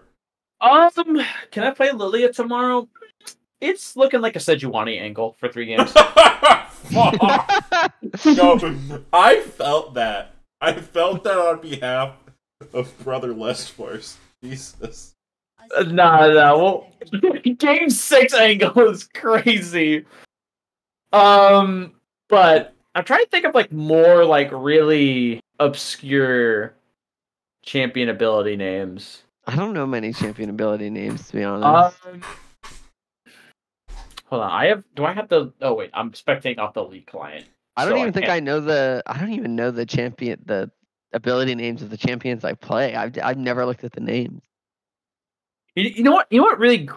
Sorry, I'm gonna have a Family Guy moment here. You know what really grinds my gears? Hmm. So Jin W and Jin E, right? Deadly Flourish and I believe it's like standing. It's like I forget what Jin E is called. Withered Rose or something. Which is weird because I main Jin and he's like my captive audience. Those names should be switched because Deadly Flourish is his W Mm-hmm. and captive audience is his E, and captive audience should be like, hey, you're sitting there captivated, so that means you're rooted, and Deadly Flourish, refers to something in bloom and flowers and shit like that, so it should be his E. But I could agree with that. I think I could be convinced that that should be switched. Riot also had a slam dunk, easiest skin in the world with Spirit Blossom Jin. But, Darius really needs a Spirit Blossom skin. Yep. Okay, I don't think a Jin main can complain about Jin skins, surely. I absolutely can't complain about Jin skins. We might have the worst skin in the fucking game with Soul Fighter Jin. You also might have the best skin in the game with Dark Soul Jin. Yeah, and then we got Gotcha Dark Star Jin. What do you want from me, dude? All right. How about Yorickar? Do either of you know what Yorickar is called? Maiden of the Mist? Maiden. I always call them. I think it's Eulogy of the Isles. That is a really cool ability name for a very mundane ability. Let's just be frank. Also, I think True. stream meta frozen, Popo. Yeah, it's the traditional The post-pause. Oh, okay. Mm-hmm. This Yeah. is Um, normal. Do you know what Belveth R is called? Belveth R. I've played some Belveth. I should. Don't spoil that Hax Defender. I know it. Is it like Endless Feast? It is endless. It's Endless Banquet, Endless Banquet. Okay. So Which I got a might synonym. be- I got a synonym. which might be the coolest ability name in the game. Oh, that's all right, chat. We've got the gauntlet throw down. Best ability names in the game. Chuck them in chat right now. Okay? Yeah, Endless Banquet is really fucking cool. I wish Endless Banquet was her E, but Endless Banquet's pretty good. Yo, I googled because I was like, I wonder if people have done good articles on best League ability names. The Game Rant 10 best basic abilities in League of Legends are bad. They said the best one is Blitzcrank Q, Rocket Grab. Crazy. World Ender's a really good one. World Ender's pretty solid. Apotheosis is pretty sick. Yeah. Curse of the Sad Mummy, I do like. Tongue Lash. Tongue Lash. Oh, my Tongue Lash. Wait, did you know that I think Akshan passive is called Comeuppance. No, that's his R. His passive name is Dirty Fighting. His R is. Okay. His passive is called Dirty Fighting, which is a very apropos passive name. I now know how to read this chart. Interesting. Oh, do you know what Aphelios passive is called? Hitman and the Seer. Oh, nice. Aphelios is my second most played champ. So. I do like all of Aphelios' weapon names. I do like saying. Yeah.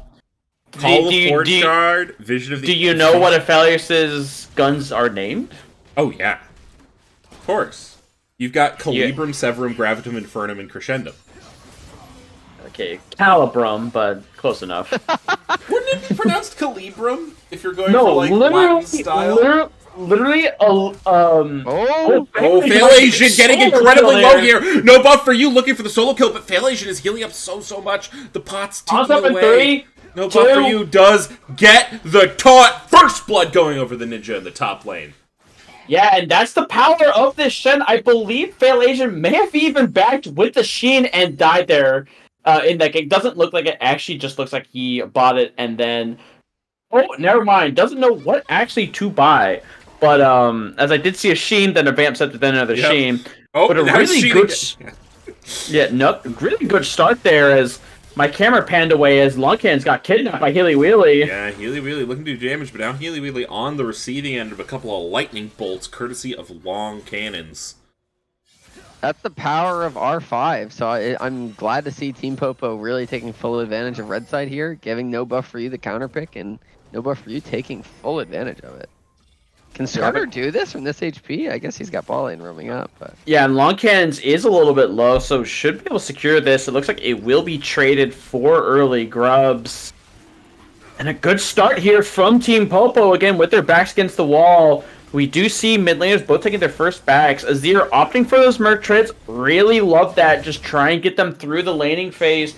Try and, help them out. I did notice early on that the bone plating is also so a really good perch there from Hilarious. Annie is a very combo-based champion, I know, which is weird, but you want to layer a bunch of abilities on top of themselves to trade, and that range advantage that Abrehi was talking about is really starting to come into effect right now. Yeah, Hilarious with the grasp, and then first item Merc. Oh, Hilarious gonna be okay here. Oh, shuffle pretty big. Flash from Salmon.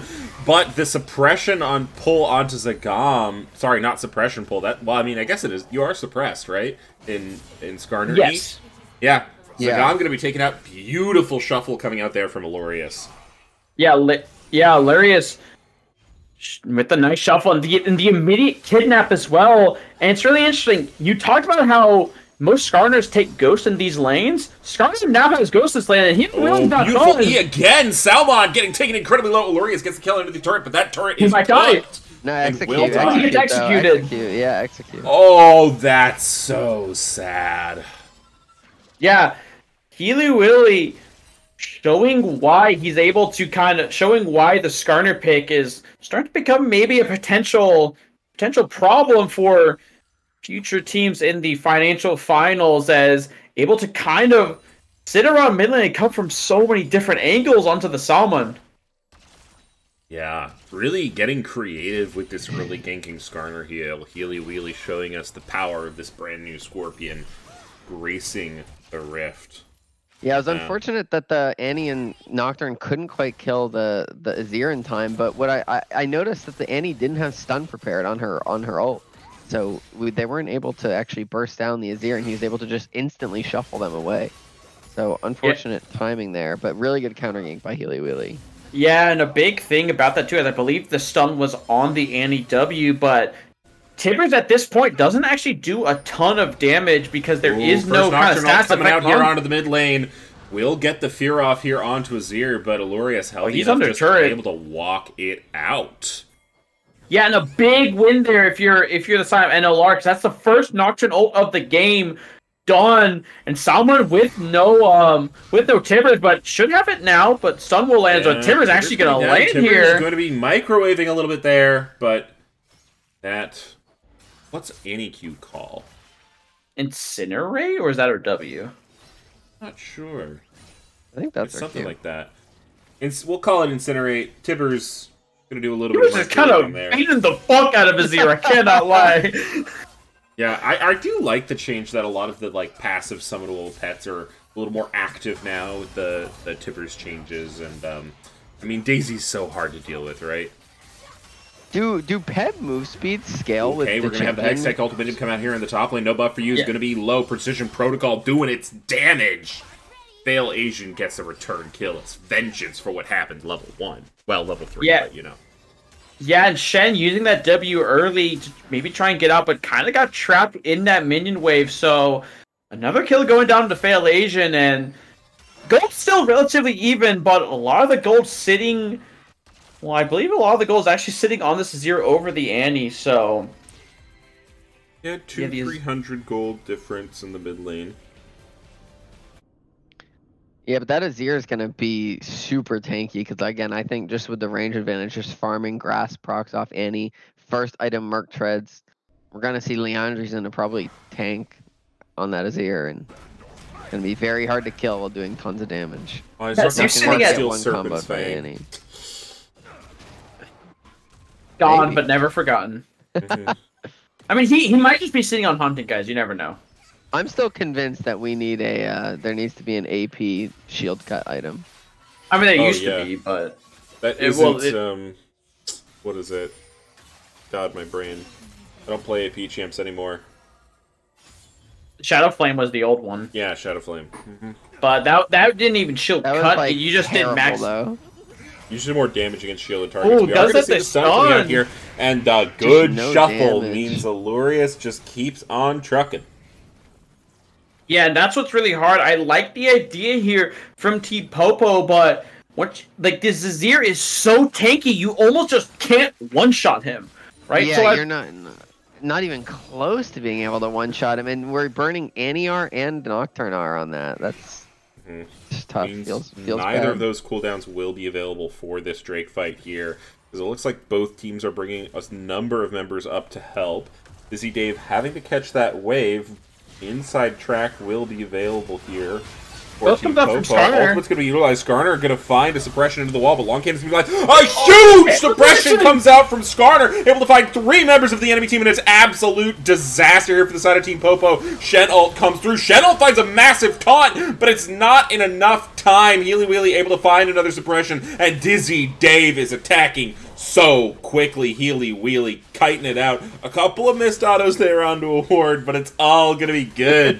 Dizzy Dave cleans him up, and that's going to be a dragon for the needlessly large rods. Really, absolutely going crazy on the Skarner on that play, getting all 3 important members of Needlessly Large Rods, and that's going to be a second dragon going over the side of NLR, and a 2.5k gold lead for the side of the #1 team in Financial A. What an insane ultimate by Healy Wheelie there. That is, I mean, probably a game-winning play. I think it's extremely, extremely greedy for Team Popo to fight that without Annie R, without Nocturne R, and Annie being at about 30% HP.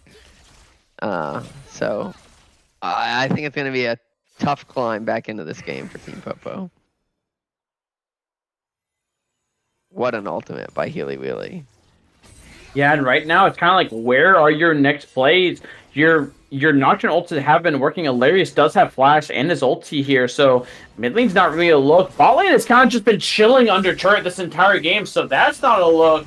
Ooh, full And try. maybe But now top- top lane's over. Triforce Camille Yeah. versus no item Shen.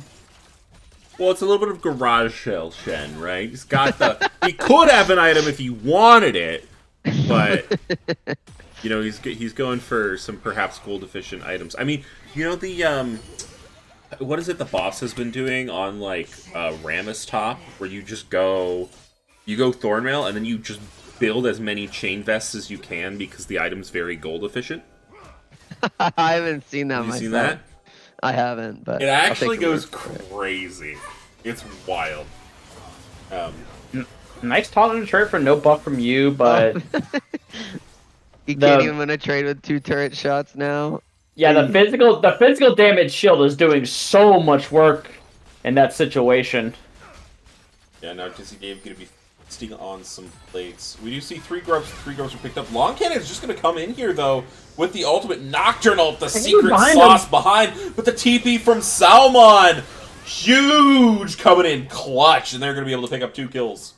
Yeah, Really she- good combo. Love to see the adjustment out of Team Popo. Oh, I but just Healy Wheely's just bullying no buff for you. Fail Asian not even going to be tanking here, and that's... Oh! That hurts. Yeah, Camille might be a little bit strong at this point. Well, probably after the needlessly large rods counter punches are just brutal to deal with. I mean, extremely high level. They do not let you make a play on the other side of the map. yeah, feels like you get. It's like you get a good jab on the championship fighter, and then he lands a haymaker on you and like counter because again it was a good play. You commit the TP, you're able to get a shutdown in this area. You're feeling really good about yourself. Then you look mid, you lose your turret. You look top, your top laner dies, and you lose the turret. Right. So even though you even have to go for a second, NLR gets all that gold back and then extends it. Yeah, because I was about to compliment Team Popo because I thought it was a good adjustment because they kept using Annie and Nocturne ult on a tank Azir, and it's like Azir is hard enough to gank on his own. Annie's full tank, you're just not gonna have the damage or the ability to kill him. So I really like the adjustment by going bot lane, but again, needlessly large rods was not gonna let it go unpunished. Great cross map. Absolutely. Great cross map from them. And again, you look at the rest of the map as a little bit of a standoff in the top side there. Glorious might be in a little bit of trouble. Oh, great Zagan, spell shields, the wall, Yeah, here's and another Glorious. spell Oh, alarm. but Healy Wheely comes in clutch. No buff for you might be able to finish this off. And he is going to give it over to the Zeri. That is absolutely massive for the side of Team Popo. Meanwhile, Sama gets taken down underneath turret. And Tippers might be able to seal the deal, but I don't think it's quite going to get there. Yeah, not sure where those users Crash lost. coming in here. We're going to have to see what happens. No buff Indeed. for you. Going to be the target of the Lulu wall. Into the back line. Zagam goes. They're able to get one, but Zagam's incredibly low. Able to kite it out, though. And now It's a Dizzy good Dave's day. going to be the target. 23 Tar Heels. 50 going to be left alone, and that's a huge amount of gold going into Zeri's pockets. Zeri literally just picked up a metric fuck ton of gold from that team fight, got a huge shutdown onto the Azir, and then picks up 2 more kills for themselves. And so if you're the side of Team Popo, that's what you want. Okay, again, you lose bot side, you lose bot turret, but with how fed Zeri just got off that play, that's such a huge win for Team Popo. Can one of you look up how much, like, 3,000 gold coins would weigh, and then convert it to USD? Just as a thought experiment. Average much? weight. Which is gold coin weigh? Oh, the weight of a gold coin varies depending on the type of coin and its purity. For example, a 1 troy ounce pure gold coin weighs 31.1034 grams. So I'm going to Okay. take that. Dragon. So Control C. I'm going to go to calculator. I'm not even watching the game, by the way. I'm figuring this out. Mhm. So we have 30. That dragon went over clean, but Aluria's going to go into an over for you. Shuffles, but it's going to be a little bit too late. The teleport will proc anyway. Team Popo picking up that Infernal Drake for free. And they may only have 1 dragon. That but Zeri damage is hitting. if they can get stacking Infernal Drakes for their composition, it is going to be very big because they are relatively low damage. So just having that additional damage ability, using the Lulu ult, Lightning Crash coming down, really nice stun there from Healy Wheely, but he's sure to fall as Long Cannon is just shredding through the side of needlessly large rods. That is Zeri right there. Yeah. Team Popo is not going down without a fight at all. Team Popo are looking to make this a series. They are looking to find their spot in the Financial League Finals. And they are going to get a metric crap ton of gold onto Yeah, Long unfortunate Cannons. Baron wasn't up, but they made the most out of it anyway. Got both mid turrets, which is going to open up the map for them by a ton. Hopefully get some deep vision in the jungle now, not let Healy Willy find those weird angles. And Okay, gold So- just ticked over to the lead for Team Popo. side quest. Mm-hmm. So 3,000 Troy 1 ounce gold Yeah. coins, right? Well, Troy ounce Yeah, gold I coins, like right? the assumption. Yeah. Roughly weighs around 93,040 and a half ounces, Okay. which roughly weighs in American terms 5,815 pounds. And how many tons? It's like 2.5, right? Yeah, around there, I think.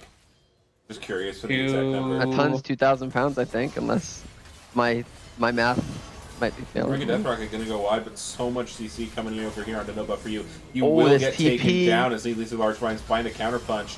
Andy gonna be in trouble though. Salmon gets so low so fast. Zagam trying to save the counterpunch, but another wall suppression from Healy Wheely's gonna mean a triple kill for Fail Asian. Long Cannons trying to finish up the play, but the suppression comes through, and Healy Wheely is gonna be able to buy enough time for Fail Asian to escape with their treasure. That's one of those plays, like, I get Team Popo's, like, thought process there in that moment. They're like, oh, Shen, we need to help Shen, we need to help Shen. And now you just lost Bot turret. tier 2 bot, another 2 members. Like, if Shen dies there, they lose nothing. They lose Shen, right? But now they lost so much more. And I know my team has had that situation happen to us about 500 times. So definitely not a heavy criticism, because I get that feeling 100%, but just unfortunate in the moment. Would have been just much easier to just let the Shen die. Also, 5,815 pounds roughly weighs 3 tons. 3 tons. Yeah, so they got 3 tons worth of gold about 7 minutes ago. 3 tons of gold about 7 minutes ago. 9+ tons of gold total in the pockets of this Zeri. However, not too far behind on the enemy team is the Camille. Dizzy Dave doing his best TV volatility money moves impression of a carry grabbing the Rift Herald, but I think that might have been intentional. Maybe save the Rift Herald a little bit so they could push up with it. Very actually smart of NLR to do that. Not like TV money moves where we're just like, oh shit, I'm in the Herald right now. Mm-hmm. Now, it's a pretty even game. Actually, Needlessly Large Rods have about a 2,000 gold lead, but I do feel like Long Cannons has the ability to win any of these fights. Do we think it's going to shift around this next dragon, or do we think one team's going to get it over the other? Potentially, yes. Here comes Zagam go over. Shuffle once again spell shielded, but turret is available. Illuria is forced to flash Ooh, over the wall, but nice Zagam's able to flash. follow. Yeah, that was a really good flash there from the side, and actually, that's what you want if you're Shen. You want that magic damage shield to be available. They're going to look to potentially dive this Shen here. Yeah, they see the commit of the Nocturnal bot, and they say, alright, well, we can send 4 players top. Healy Wheely gonna look maybe a little bit spicy on the side, but Long Cannons is here to support. So that now has to become their priority target. Healy Wheely going forward. Healy Wheely looking forward, but it's just gonna get taunted under the turret. Goes unstoppable, gets absolutely popped! And now 23 Char Heels trying to buy the escape of Dizzy Dave and Fail Asian, but Long Cannons is Zeri has their buffs, and Dizzy Dave gets zapped to pieces. Healy really just no respect for the damage on the side of Team Popo at all, and Zeri just one-shots him. Yeah, I mean, I understand the idea there of like, hey, we can like, you know, we can walk up, we can maybe just grab the, you know, do like the mix-up of like, what if I just walk up and hit them, right? Oh, Salmon gonna show up with Shen ulti. Hextech Ultimatum utilized. Salmon taking quite a bit of damage. Illyrius is gonna be available here again, but Timbers is microwaving, and that's 1,000 gold shut down over into Salmon's pocket. However, Lurius gonna look to be the hero that the needlessly large the microwave rods is out. need in this moment, but the taunt comes through. The microwave is good. The microwave! That's what I'm talking about! You just throw timbers and you just let them microwave them! As, again, this long cannons on this Zeri, though, that top lane play, I don't want to say it's game losing because of how NLR has been able to counterpunch, but I feel like that dragon was their counterpunch, their attempt to, hey, let's get something else on the map, and that kind of blew up in their face too. And so this Zeri's becoming so fed at this point. Team Popo is fully in this game, and this is the big thing, is because last game it felt like in the team fights with the Jarvan engage on Tristana, it just took them so long to kill Aurelion, it took them so long to kill Tristana, so they weren't able to get back and cover the split push in time. This game, Zeri's just one-shotting Skarner through Braum, just one-shotting all 4 of them, so they're going to be able to cover the Camille in time, I think. I think they're in a really good spot this game, especially with the globals. Yeah, and the Knight's Vow activated on the Shen, so when he's in these fights, Zeri's taking even less damage in these fights. And again, you need to find this Camille. You have to put the Camille on Zeri, but the draft adaptation from Team Popo is so good, because right now, if you're like, okay, Camille, if you want to sit there and split push, that's fine. We'll group with the rest of your 4 team and just run through them. Yeah, 100%. I think they're going to dive the Azir here. Yeah, Lurius is not safe by any metric, has quite a long dash, but now that they have the goal, now that they have the momentum, Team Popo's rundown is so scary. They just use the Nocturnal to start it up. Juffle is going to be good. Super Mega Death Rocket finds a little bit of poke, but no buff for Yu's, just able to tank up the turret. Healy Wheelie is going to be the next one to fall. 23 Tar Heels does not have the body to tank it. And a quadra kill goes over to Long Cannons. And if I do say so, I think that might just be the game. That's exactly what I was talking about. In that last game, it would have taken that fight 20 seconds longer, and Camille would be in the base. This game, they can just tear right through him. Yeah, and because at this game, it's like, who cares about the Camille? As long as Camille's not on Zeri, she's not a threat to the Zeri. So unless she's just literally hitting our Nexus, who cares? And Failation just trying to do his best to try and join his team and get in the picture isn't there. But Team Popo makes this a series. And beautiful draft by Team Popo. I think Lust Force just made approximately 100,000 schmeckles. I think that may be one of the most profitable schmeckle bets of all time. Yeah, that bet's crazy. And Joey, as one side rises, another side falls of, I'm applying for bankruptcy. Woo! Alright. Well, I guess talk to me about this Game 3 draft, because we are gonna go on into it. I really thought it was over for Team Popo after that really poor Dragon contest, and they just made play after play to get themselves back in the game. I love the just neutralizing mid lane, simple CC, and then the Nocturne Shen to counter the split. Perfect draft. Yeah, perfect draft. As Mr. Popopa, there is a bear fact with bear. So may I give my fact? Yes, go for it. Go for it. So originally, if you've been following me when I cast, I normally like to give like bear facts about like, you know, universities and schools with bears. But if you've also been in the LBLCS server, like in the past day, I have just been spamming Quagsire gifs, right?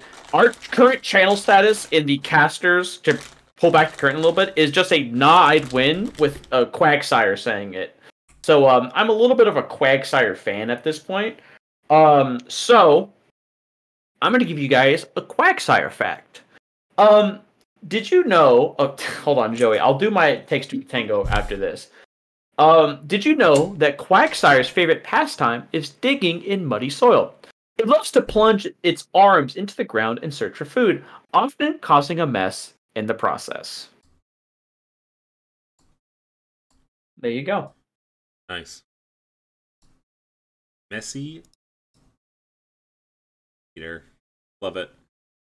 Quagsire is a Whopper evolution, right? Or am I just like completely insane? Quagsire is a Whopper. Whooper, but the Whopper evolution is like... It's like the double Whopper, you know. Listen, it's the low punch at LCS. We have to mispronounce things. Okay. Listen, it's fine. You know, I definitely love Heli Wheelies jungle pathing that game. Yep. There you go. But no, in all actuality though, I feel like if NLR kind of wants to kind of close this series out, the biggest thing is like they have a good strategy throughout this early game, right? Target this mid lane, get Alarius ahead, because you know Fail Asian is going to be in a lane where he can be successful. The problem is, especially in game 2, was that the bot lane was in such a neutral state as this is not any member of any team. But they weren't able to kind of push anything through bot lane. So I'd like to see Tar Heels on more of an engaged style champion this game. Oh, we've got Griffiners with the tier 1 sub. You may not know what you're going to do here because you may be new here. You are going to go to the Denny's in Vermont. Go out back, talk to our buddy Todd. Pancakes are on us. Thank you so much.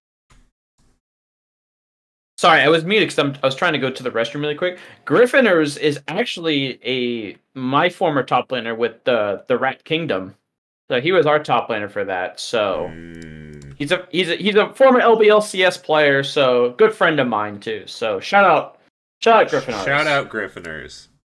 Can I bring Zodiac with me? Shit, I mean, fuck, I'm not a tier 1 sub, but like I feel like I can get in the bag. I'm gonna have a little bit of clout now that I'm a caster here. Yeah. I mean, Todd will let you in. He'll just charge you for the pancakes, you know?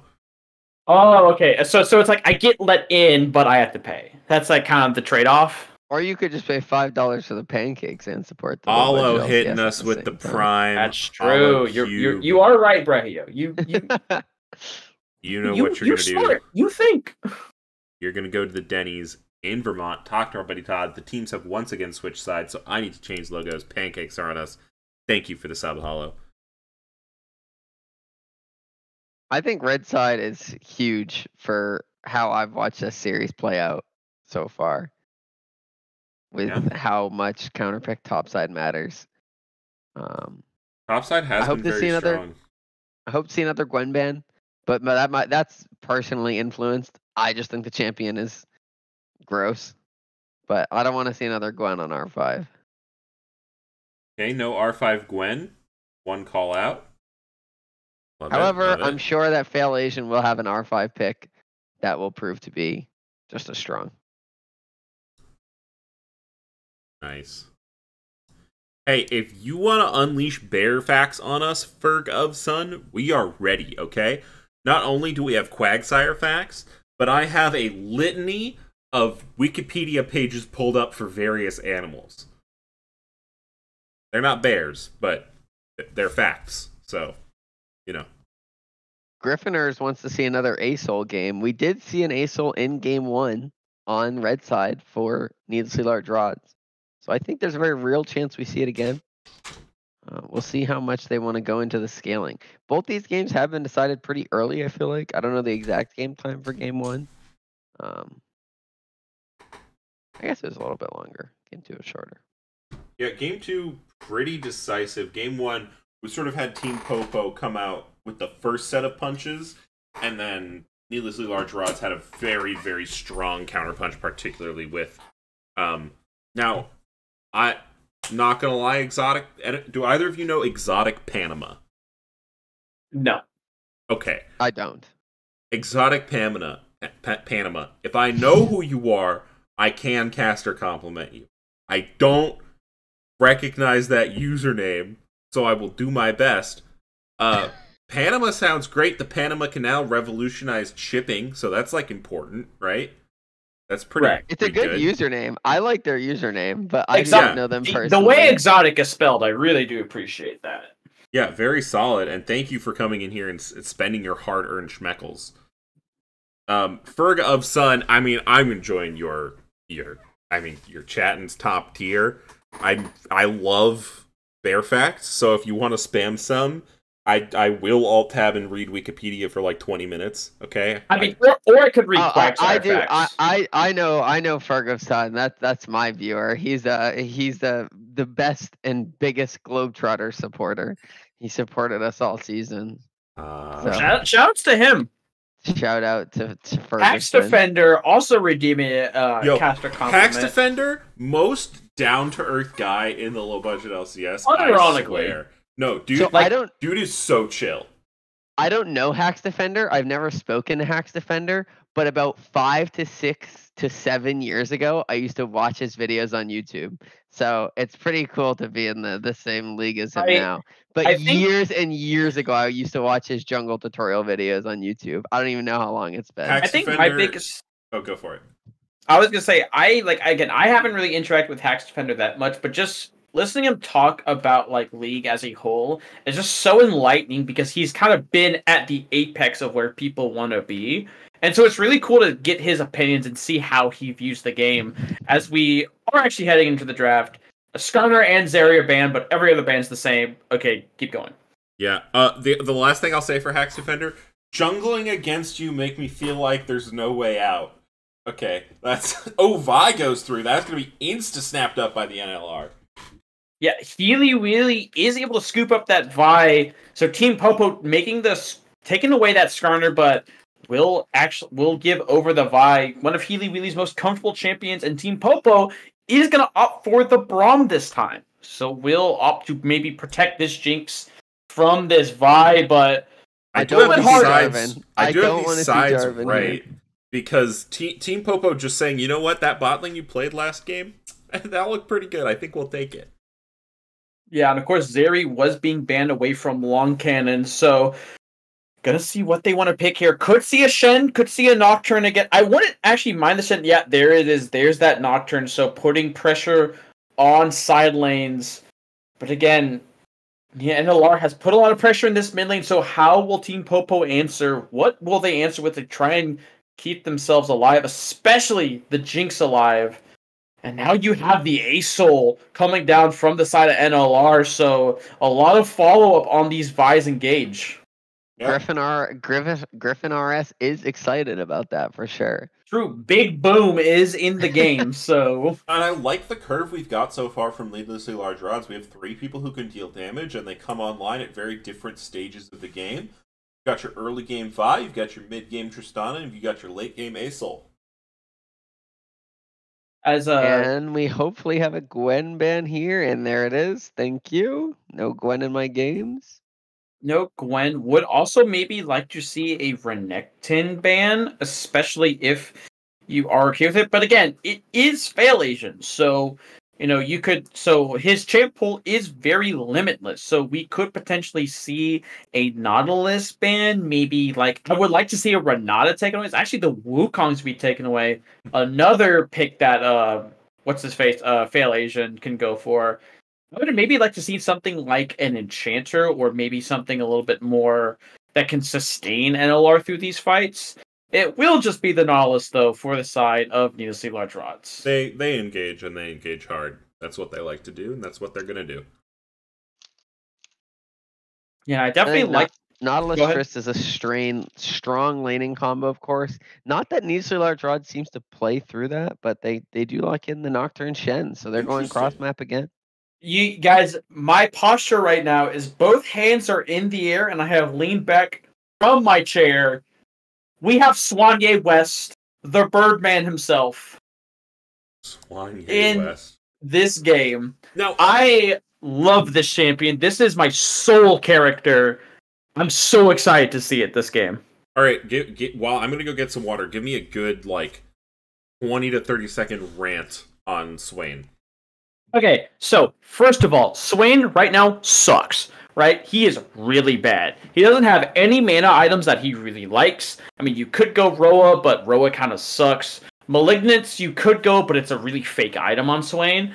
But in certain compositions, especially NLR's composition, where it's a run at you kind of style, Swain goes crazy here. Because as long as he doesn't die to Olaf running him down, he gets so much value out of just sitting there and just buying space for this Jinx to kind of go crazy here. The other thing is, the biggest thing that Team Popo has to worry about, though, in this draft is the point-and-click CC with the follow-up that NLR has. A Vi point and click on the Jinx or a Nautilus point and click on the Jinx, there has to be everything kind of has to go to try and get them off of the Jinx. I don't know if they have those tools. Yeah. On the other side, you have an Olaf, who, if he gets on the Jinx, that's, can't really stop him from doing that unless you 100-0 him. So... Yeah, but we might see the same thing we saw in game 2, where they'll just leave Olaf to his own devices, and Shen will just literally fly down to the bot lane. Because Olaf has to take Ghost. So it'll be interesting to see if Olaf also decides to take TP or just Flash. If there is no TP, I mean, it might be tough, because you will have to... Olaf will just be content to sit in a side lane and never leave. Yeah. It will.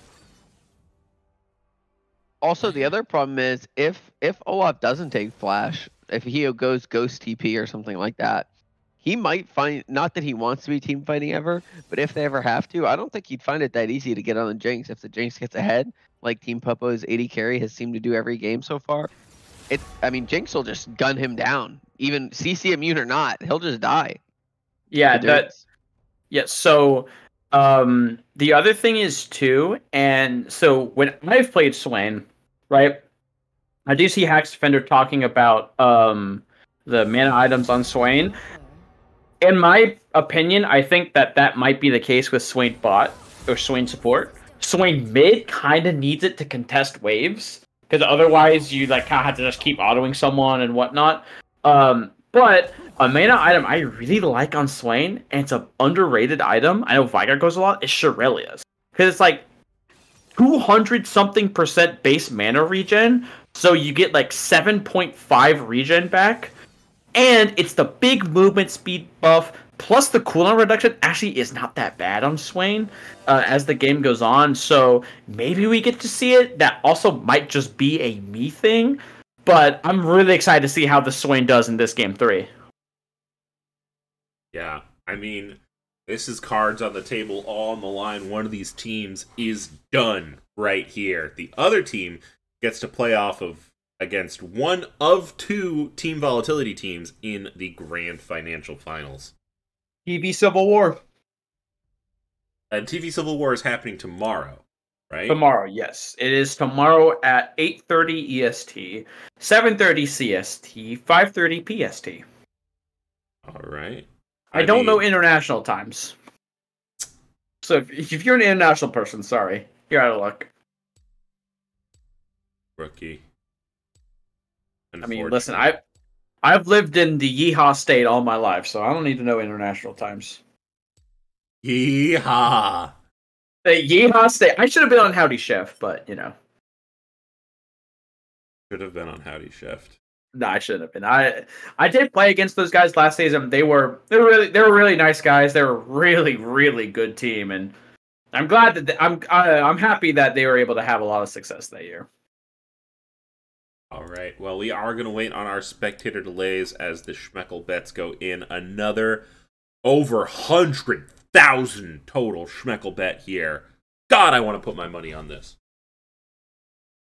I'm not allowed. It's illegal. I want to, but I'm not allowed. Right. Griffin R's heading up the caster compliment. I believe one of y'all. I know him. I know him very personally. He was a good friend of mine. Well, I say was. He is a very good friend of mine. No. Listen, he's a very good friend of mine. We're on the same collegiate team together for years.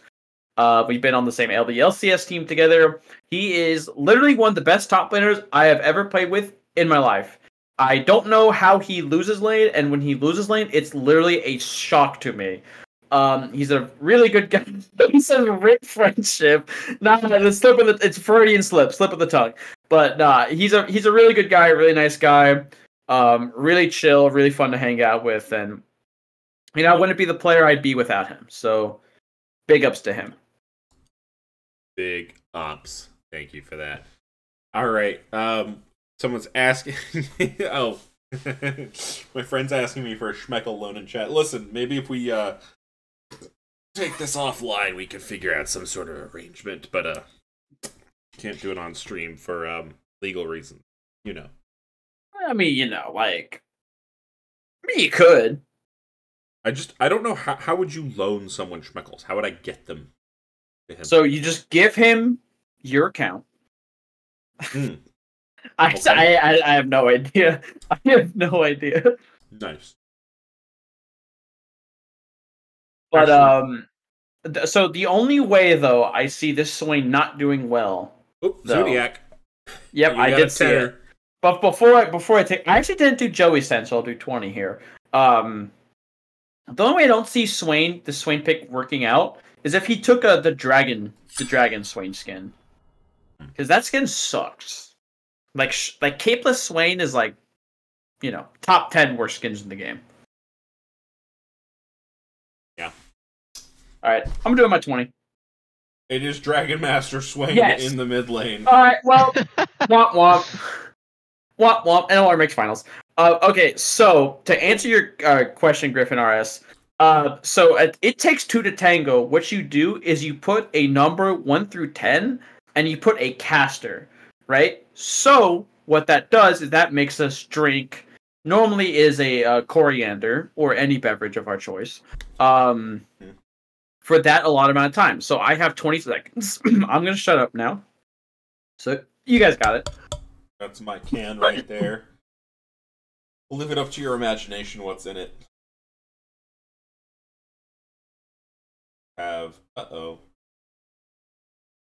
I'm stuck at 0% loaded, which makes me think the spectator client may be doing a little fucky wucky. But we'll have to wait and see. Could always still load in.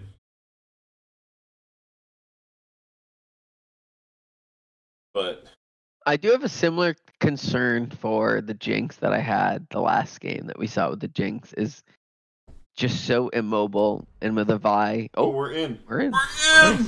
Let's go. W. There, I there was about to have say, been, there's have no been way spec in client game issues. 3. Yes, I'm very well aware.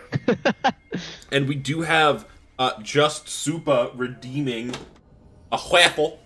Do you want chocolate chips? You're getting chocolate chips, because honestly, the 2 chocolate chip waffles I've made thus far have been absolutely delicious. Jack And- of Hearts 9 wants a caster compliment. I suppose I could take that one. That's my old college roommate. I was the one who got him addicted to League, so I guess I'm the one who has to give him a compliment. Jack held down the fort in top lane for the Globetrotters this season, and I'm going to visit him in Texas this weekend. So Oh shit! Woo. Texas represent best state. Yeehaw! Yeah, I will say, if there are any Texas haters in the chat, yeah, you just got Waffle House, Just Supa. Welcome to the low budget LCS. Uh-oh. Y'all is a very important word in the English vocabulary, and I will die Yes. on that hill. Y'all is canon English. Hmm. Well, it's the only English second person participle. Second person plural participle, sorry. Ooh, actually, wait. No buff for you is gonna run straight into this Vi. Ooh, he doesn't see him though. Oh, and Healy Wheelie. He's like sitting around it. Healy Wheelie. Nice patience there. Waiting till the Shen walks away. Should 3 triple camp him. Which is a really good, because Nocturne really wants that level 6 into power farm, so nice adjustment there from Healy Wheelie as Fail Agent is pretty good no buff for you, and I don't know if Shen wants this trade right now. Oh, he's dead. No buff for you. No? Oh, he's not. Oh. he's alive. gonna get Oh, dove gosh. though. He's gonna get dove. Berg of Sun hitting us with another caster compliment. I'll let y'all take that one, as we are seeing Vi perhaps preparing to dive no buff for you. My friends are very desperate for compliments. No, Rob's best roommate, actually. Rob's the best roommate. North America, for sure. Best roommate in A. He always buys me food when he's W. coming home from work. That's Actually, a big W. Vi did not actually dive. Is just okay with just taking the camps and just triple camping the Nocturne. So Nocturne's gonna come into his wolves and realize, oh wait, my entire top side is basically gone after this. They do spot him out also on that word. So really good stuff there from Healy Wheelie in this early game. He's gonna be really far ahead of the Nocturne after once he gets into that bot side. Yeah, very solo queue-esque from Healy Wheelie, so I like to see it, break it out in game 3 here. I will say the con of doing this is the Vise minor camps are going to spawn a lot later than Nocturne's second spawn of camps. So if Nocturne can secure a scuttle or two here, it might not be that bad for Nocturne. If he can get that bot scuttle, path around, his camps are going to be leveled up quicker than but Vi is also in that bot side right now, so Nocturne's only path right now is this bot lane into the bot gank, and I'm thinking he might just want to go for that top crab instead of this bot crab here, because the bot side of NLR is going to have shove. They know he's there. This might be disastrous for Zagam. It looks like Healy Wheelie is just going on with the Grand Pierre. No buff for you, crashing a pretty big wave here into Fail Asian as well. And Healy Wheelie skipped Wolves as well. So like if you look at Healy Wheelie's pathing, he's not cleared Wolves or Krugs. So his pathing is actually quite messed up for these later rotations of camps. That's one of the problems with early invades. Yes, you do take some resources away from your opponent, but in order for them to not be able to get those resources back off of you, you have to compromise your tempo pretty significantly. Yeah, Nocturne's going to be farming level 4 Krugs here already, and Vi's walking to level 1 Krugs? Like, we're just getting level 1 Crab? Yeah, it will be topside Scrubble into level 1 Krugs. This Nocturne might be down one camp right now, 2 camps after Crab, but Nocturne's going to have a pretty big experience lead after one more clear of the jungles. Yeah, our heals gonna zone long cannons and Chapados off the wave. A huge long distance pull is gonna mean long cannons takes a ton of damage here. Not enough to put him in the grave, but enough to make him think twice about walking up again. Yeah, just not able to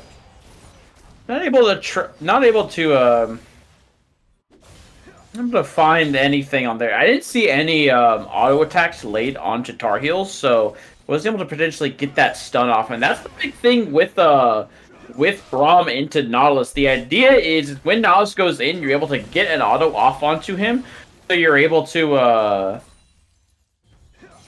get that stun off on him. But again, not able to find his Fail Asian is taking it to no buff for you in trades, but no buff for you with a slight CS advantage should even up here relatively soon. So all in all, pretty even game state throughout this early game.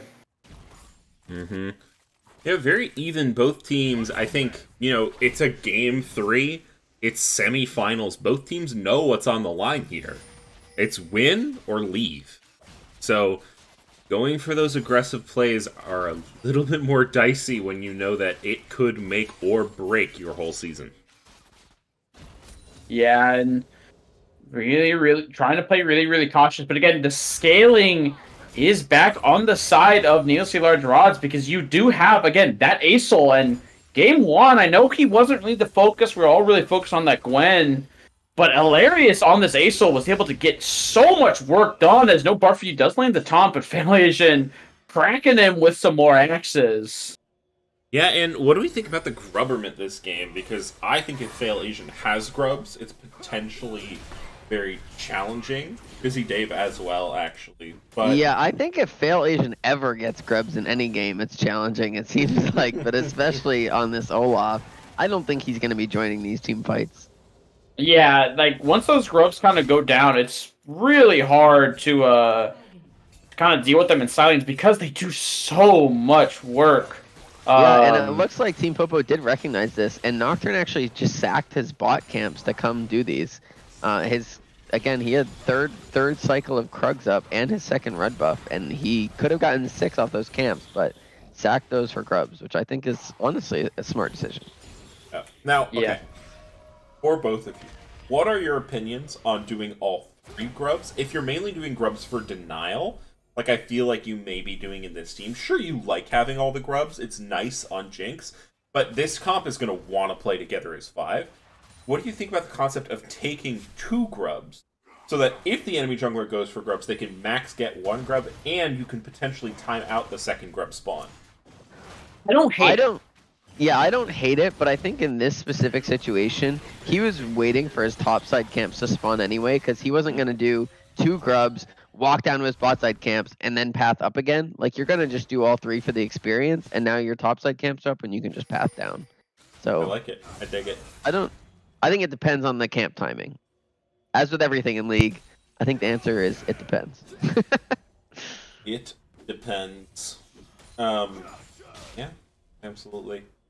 Good call. Yeah, and the Olaf building the team out here will mean he's just gonna kind of start to perma shove a lot of these lanes. But again, the big things about shoving these lanes and getting these grubs is it only matters if you're able to actually get these plates. Because again, later on, yes, it does help. But the big power of grubs is being able to take a lot of these plates and get yourself way ahead of your opponent, especially if you're able to take 1 to 2 to potentially even 3 plates.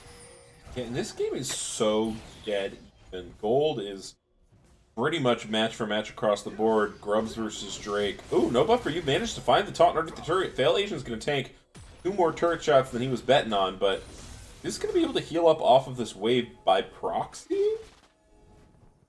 Yeah, he's able to do it. Shen had a pretty good recovery after that level 1, though. I was a little bit concerned, but it seems like it's stabled out. Only 1 plate so far is not too bad. Yeah, and the big thing is, where's that first Stand United gonna go down? Where's he gonna find his next cancel on the Hilarious reset? Not letting him. Healy Wheelie is going on a huge flank angle here. Oh, he sees him. Yeah, they need to clear this wave as fast as possible. I personally don't want to be diving a Jinx Braum, but yeah, I don't want to be diving a Braum. Here comes the ultimate from the Olaf. Can he get the kill? Oh, No, first nice blood's going to go for W there. Zagam. this And is a now tough they're going to dive. go for the counterplay on the They're gonna bot go for it right now. Q's going to be charged. They're going to start it up. Ult's going to be committed onto long cannons. The CC Ooh, is going to come down to the Healy Wheelie, though. Healy Wheelie is going to be taken down. I know it's disastrous as Tar Heel's going to be taken down as well. Dizzy Dave will be hit by the Zapper. Chapados applying the Braum passive. He's actually going to get that stun off solo. Flash forward with the taunt coming through from no buff for you, and Team Popo strike out 4 for nothing. Huge by Team Popo. That was so aggressive by Needlessly Large Rods, and beautiful counterplay by Team Popo. Go ahead. No, I was gonna say I already thought it was bad diving the Jinx Braum, but then I had even forgotten about the Shenar over the top. Like, oh, well played by Team Popo. Yeah, and a disastrous call there, because again, we've talked about it so much. The counter punch of NLR is so massive in these games. As we're not done. Oh, nice movement from Healy Wheelie to get away from those chains, but not able to find it. But the counter punch has been so good, and that was their idea. Okay, if we dive top lane, we can dive bot lane. But that's the power of the Shen. You know, you're able to get on top of these people. You're able to save your teammates. And now this Jinx, you know, is about, I think the goal is about, like 800, 700 gold difference. Is the tier 2 boots difference right now as Fail Agent is taking a huge chunk. Yeah, Fail Agent pretty low, but now we're going to see a clash of the Giants in the mid lane. Both ultimates going to be committed. Salmon trying to out-heal the damage from Acel. It's going well so far, but here comes the Vi. It's just not quite enough. The Dragon's Breath burnt too bright. Yeah, and right there, the Jinx rocket just misses Hilarious there. And Swain into Aurelion Sol. Once Aurelion Sol gets that rise, it's kind of hard to get away from him. Because again, you are able to kind of stick on the Swain, and that percent health damage that Acel has really kind of hurts the Swain. I would like to see Salmon flash out of that Comet. Comet of Legend, I believe, is the name of his ults. That could also be his W name. I'm not sure. I think Sky's Descend is Aurelion Sol. That's the upgraded ults. Falling Star. Yeah, Falling Star is I believe Comet of Legend is his W, but regardless, I would like to see him flash that, because that damage is really the difference in those kind of fights. Good follow, though. Our boy Dizzy Dave gonna be dove expertly here by Team Popo. Man, another kill going over to this Jinx. 3-0 now. And again, we saw them pop off in Game 2, and they have the chance to do it again in Game 3. Yeah. Needlessly Large Rods are looking for something. They're looking for this counterplay. Actually, on the bot side, Valeria is trying to do the damage. Healy Wheelie just goes in through the turret, uses the ultimate, to try and find it. No buff for you, able to jump out, and the Shen is just so safe. Shen is playing around these so well. The Shen pick is just completely countering what everything Needlessly Large Rods wants to do.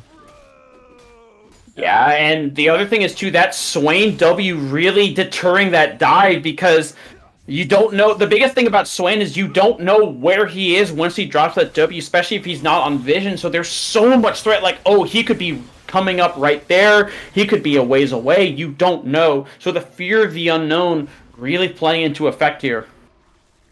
We got this upgraded R for Illyrius now, and I'll be honest, game 1, I wanted to see better empowered Rs out of the Aurelion Soul. I know he didn't end up really having to carry. The Gwen was kind of all over the place, but I felt like he was a little bit wasteful. You only get about 4 or 5 of those ults in a game, and usually it's like you want to treat it like a Corki package, I guess, when I play Asol. And so I want to see more calculated usage out of the empowered Aurelion Soul Rs.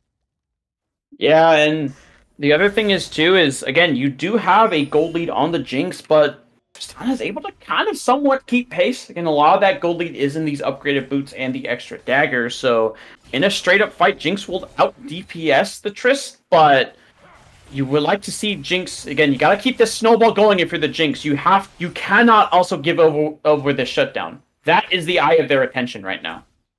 Absolutely. If maybe we saw an empowered Asol ult looking on to long cannons. I think with a Vi ult. And a Nautilus ult. Yeah, the Jinx's spacing has to be picture perfect. You ain't moving for a good 5 or 6 seconds.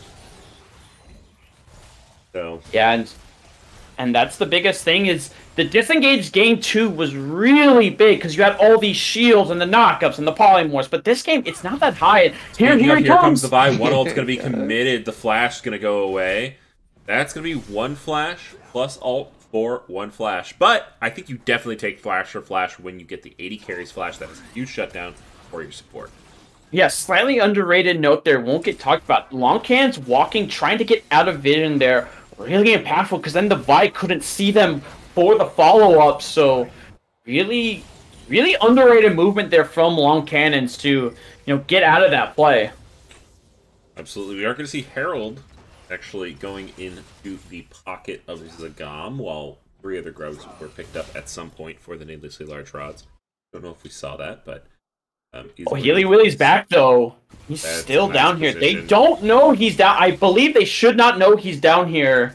Yeah, charges. Be really careful. Long Cannon's gonna have to be careful. The traps instantly go down as here comes Stand United as well, and that's gonna be enough damage. And now the counter punch global coming in from the Nocturne. Dizzy Dave's gonna be taken out, and Team Popo just have the Needlessly Large Rods' number. Yeah, such a huge counter punch there, and that's the problem if you're not committing everything to that play. You don't have numbers because, again, the global ability is just too much. Because if you go for a play and if you don't instantly one-shot that Jinx and your target, there's so many people coming from so many different angles. It's just so hard to deal with. Yeah, and... oh, he missed the turret. Drive-by here. So now we're going to see Fail Asian going into onto Salmon. This is a drain tank battle. No buff for you, though. Trying to hape out, but of course, CC immune. Illyrius coming in now. And he's going to continue to be CC immune, but the damage is enough. The Salmon finds... Well, actually, there's again that empowered Asol for a nothing burger fight.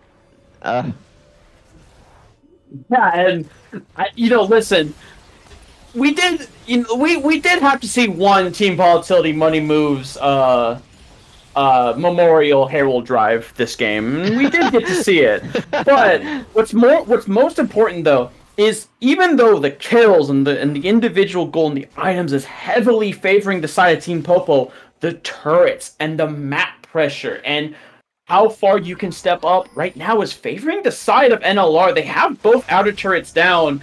Again, you won't have any ultimate, so this looks like third drag will go to the side of Team Popo. I do think Team Popo is okay as long as they keep that mid-tier one up. They just really can't lose that mid-tier one, which is full health. So they're doing okay. Rift Herald's not on the map, so I think they're okay. This outer turrets tier 1s don't mean too much. I think they still can get pretty good vision. If you're needlessly large rods and you want to make a play, you have to bring at least 4 members, if not all 5. Because the side of Team Popo can go from 3 to 5 players really quickly. They can go from 2 to 4 players really quickly.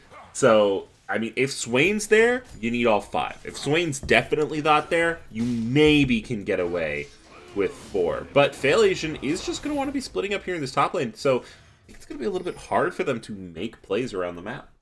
Yeah, and the other big thing is that, you know, for the side of NLR, you need 4, and you especially need Hilarious in the area, because in that bot lane play, he's just not able to get there fast enough. I mean, he wants to do it, but he's so late on the move that he's not able to get down there in time with the Common Legend, as looks like everyone is going to be taking Nocturne's jungle right now for the side of NLR. Yeah, there are some spots of hope, though, from NLR for the Shen ults that have been so impactful. There is quite a sizable CS difference up here in the top lane. That's going to be about 800 gold in the favor of FailAsian, who we did see have a huge impact once they were able to get fights in the game once. Perhaps that's the angle they're looking for here as well. Yeah, but the biggest thing about Olaf is that he scales, but he scales better if there's something to kind of beef him up and enchant him. He's kind of a champ that needs to dominate lane, and sure, he has, but it's not like Shen is so demonstratively behind that he's just a non-factor in this game. Mm-hmm. Yeah, the Shen absolutely still having impact here. And the Shen also has a nice little ability called W. We are going to see a big ult committed there to help save the outer mid tower there for the needlessly large rods. Can I get a stack check on the Asol?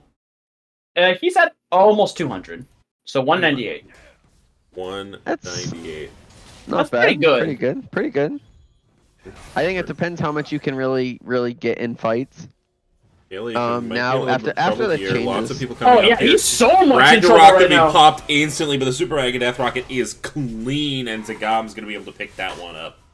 Yeah, and most importantly, no counterpunch from NLR. They're not in any position to do anything on that play because they were all on reset. So FailAsian just not respecting the fact that his team is all off the map, so they can't do anything after he dies. That's the first time I think we've seen FailAsian truly caught out. Like where there was no trade, nothing that they could get on the other side. That was the first time where I think he was just pushed up a little bit too far. You might say that's the first time that FailAsian failed. Potentially, as a potential Baron flip is here. Hilarious is here at full HP. I don't know if he wants Hilarious could be taunted up here, and the Braum passive could be good as well. However, Healy Wheelie going instantly on the backline, but he has no assistance, no damage. FailAsian coming in to trying to save it up, but Team Popo are grouped, and Team Popo have the fight. Tristana's bot. It's like needlessly large rods has completely given up on team fighting. They're going full split push. Yeah, they're trying to scoop up gold where they can. FailAsian's here. He does not have Ragnarok for a little while, but it'll be up soon. Bear is not going down that. Fed. Jinx is very fed. Ragnarok almost available. He's going to go in. Ragnarok can be popped, and he is going to be taken down. Good focus on the side of Team Popo. Yeah, and the Baron going over to the side of NLR is massive because it stops Asol from just stopping all push. Because again, Asol is so good because he's just able to stop push. And right now, there's a lot of Owen scores on the side of NLR. And so you have to try and find some of these shutdowns if you can. Yeah, shutdowns are available. 4K is the gold difference here. Nothing too dramatic in terms of Soul or Elder on the table just yet. Baron will help, but with all of your structures still up, it's not going to be the end of the world by any means. So they have time for Asol to scale more. I just don't know if that's going to be.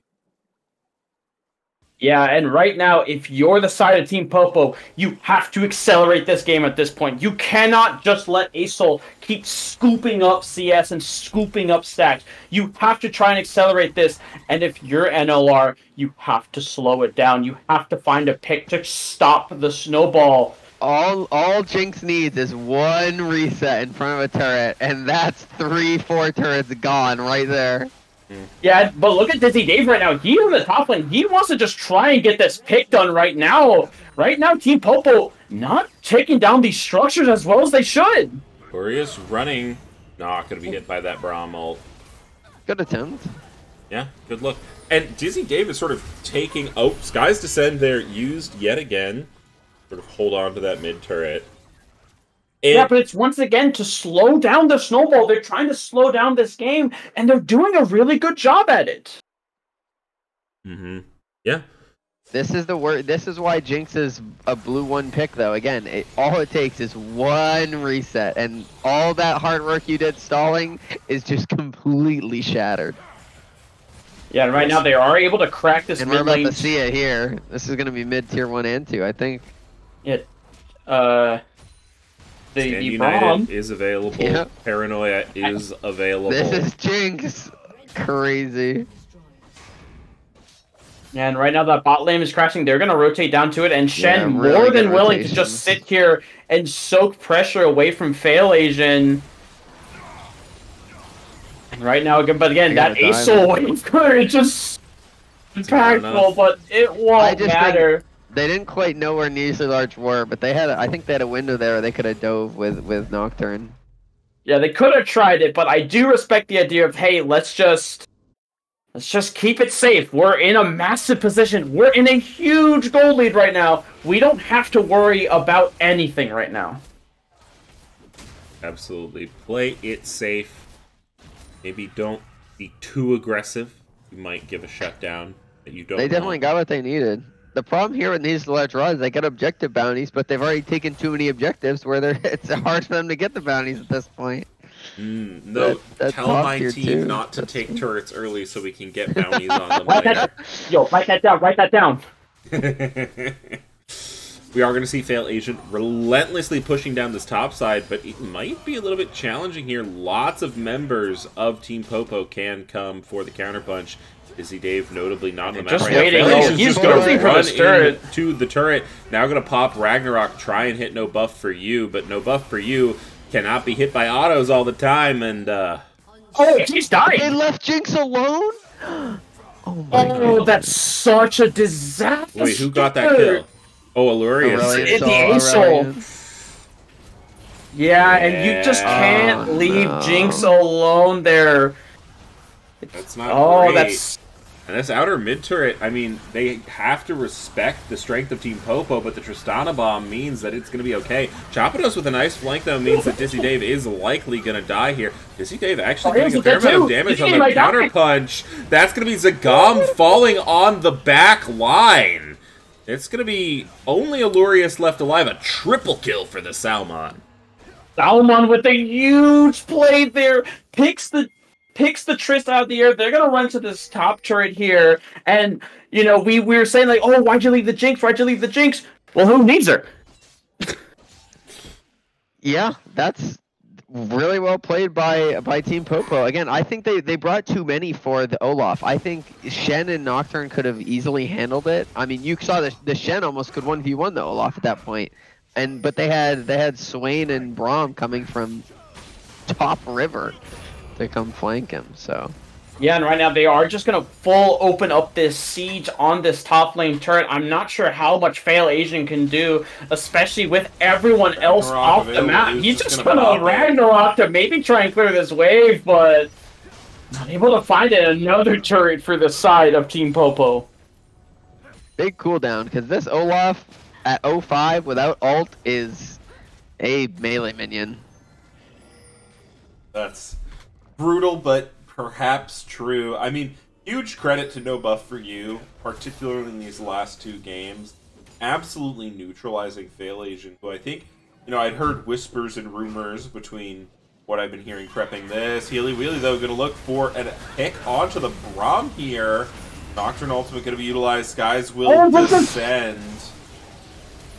Death comes anyway for Healy Wheelie. Dizzy Dave is going to be the next target. Dizzy Dave looking for the kill, but it's not quite going to be able to get there as Stand United saves the long cannon. Yeah, the And TP then coming out kicking from the back. Shen to just answer the push, and this will be Oh. Ocean Soul. As if it isn't hard enough to kill the side of Team Popo, they are going to grab the Ocean Soul for themselves. Yeah, I think the split push threat and pressure of Olaf is actually gone now. I don't think Olaf can 1v1 Shen at this point. I don't think so. The Knight's Vow full armor with no Black Cleaver on the Olaf means Olaf's just going to be hitting for a bonus, but Shen's just going to like clear the wave and be like, okay, like, yeah, sure, I'm just going to walk away from you. Really, really well played macro-wise by Team Popo. Team Popo have their finger on the pulse of this game. They have themselves an Ocean Drake, and I have no doubt they are setting their eyes on the big purple worm in the pit. The only magic resist in the entire game, I think, is on Shen. So there is a world that ASOL can pop off, but I think Jinx's damage is just way too high. I think Jinx is just gonna... Yeah, you right. gotta say kill who them you want all. to tango, bud. Yeah, you can't just say 10. You Like, can't just say 10.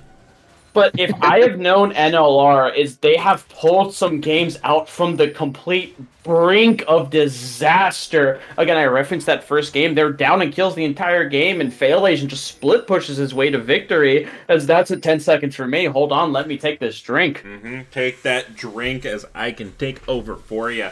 Absolutely. I mean, they're not out until they're out. It's not over until the Fat Lady sings. And by the Fat Lady sings, I mean the Tristana getting Nocturne ulted in the mid lane. A good W.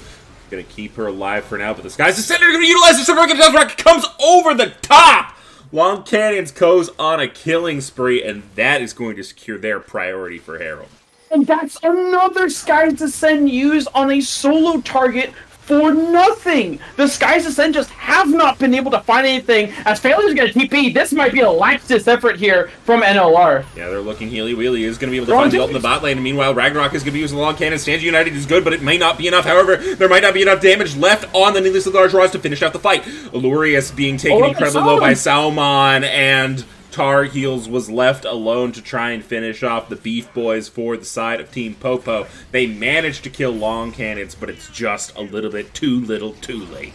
Yeah, at this point, you can kill the Jinx all you want, but again, I've kept saying it. How do you deal with the Swain at this point? He's hit his absolute apex of power. He is so hard to kill at this point. Dizzy Dave is alive, but Team Popo looking to take down the undefeated financial A1 seed in the NLR. Salmon has to be careful. Dizzy Dave has quite a bit of items here, forced to use the Zanyas, but Dizzy Dave's just going to be waiting with a bomb when he gets out. That's going to be a kill. The W is going to go off, but Zagam will find the counterpunch. Yeah, great. Again, Salmon... Again, that's a good shutdown to grab. You get a Baron off the map. Everyone will have to reset. But man, it's just so hard to chew through it because Dizzy Dave, again, it's so hard for him at the front line because Swain's just kind of in his face at all points, and he cannot jump into these fights because you're jumping into a Braum, you're jumping into a Shen, you're jumping into a Swain, and Team Popo starting to put the foot on the proverbial throat of NLR.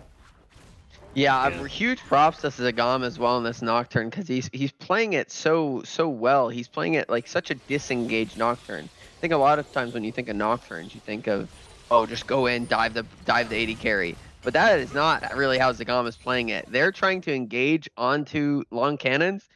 Nocturne is turning off the lights and just waiting, and then helping support and peel the Jinx. I think it's really well played. Yeah, he's able to peel that Jinx. So again, it's like you said, Brett, it was the disengaged Nocturne.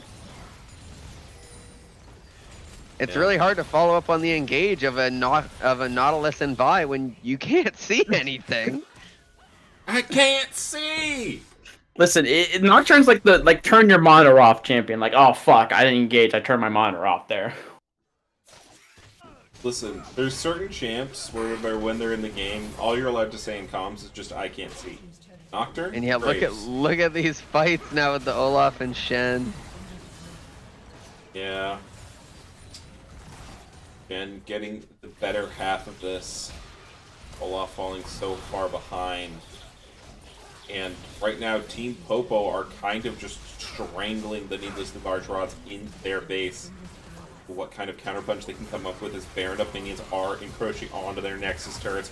Pull forward onto Lurius, jumps in, Chapato, Super Mega Death Rocket goes, doesn't find too much there. Just a little bit of poke, perhaps. And now Sky's Descent, not going to land true on anyone. A nice pull from the Salmon. One turret's going to go down, and that's going to be Long Cannon's excited. Vi looking for the go, and does find a pretty big knock-up. Huge onto the Long Cannons, but Long Cannon's able to stay alive. The Lurius trying to do damage over at the top. It's going to be good. We're trying to shut down onto Failation. He finds one, but Salmon is just a absolute raid boss. Failation tries to pull it out, but the series goes over with the quadra kill for Zagam. And Team Popo will face off against Team Volatility in one form or another in the Financial League Finals. What a series. Wow. What a series from Team Popo, taking the best shot from NLR and making so many amazing adjustments through the draft, playing to their strengths. And taking down an undefeated, unbeaten, needlessly large rod teams. Extremely well played, and just like you said, we've been looking at the damage to champions. Swain did more damage than the Jinx even, but again, they had to use every single ability, every single summoner on the Jinx to kill her. And then there was Swain, completely untouched in the fights. Yeah, it's so hard for them to deal with the Swain because, again, you're so hyper-focused on, guys, we have to kill the Jinx, guys, we have to kill the Jinx. And Swain is just, like, walking at Dizzy Dave, and then, like Dizzy Dave's like, guys, I need help, and they're like, but we don't have any peel, and then he just, like, kind of kills everyone that he wants. And I will say, for all the Swain players, this is a win in my book. This is a win in my book. All right, each of you, who is your nominee for MVP? Oh, no vote for you. I don't know if they have one, but I'd vote Team Popo's coach and or drafter. The drafts won them the game. The pivot to the Shen and the Nocturne. Okay, but if you had to pick a player. If I had to pick a player, I'd probably give it to Zagam or Long Cannons. I'd have to really think about it. All right. Long Cannons maybe.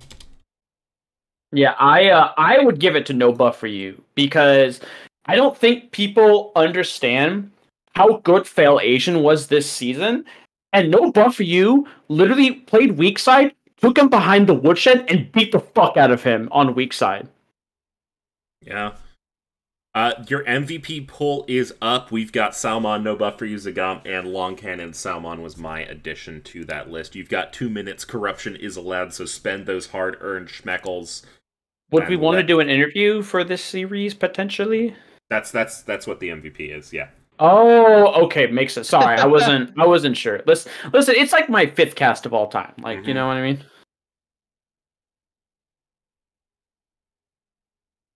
Absolutely. But really, I mean, obviously everyone played well on Team Popo. I really do think that. I think all of them had standout moments.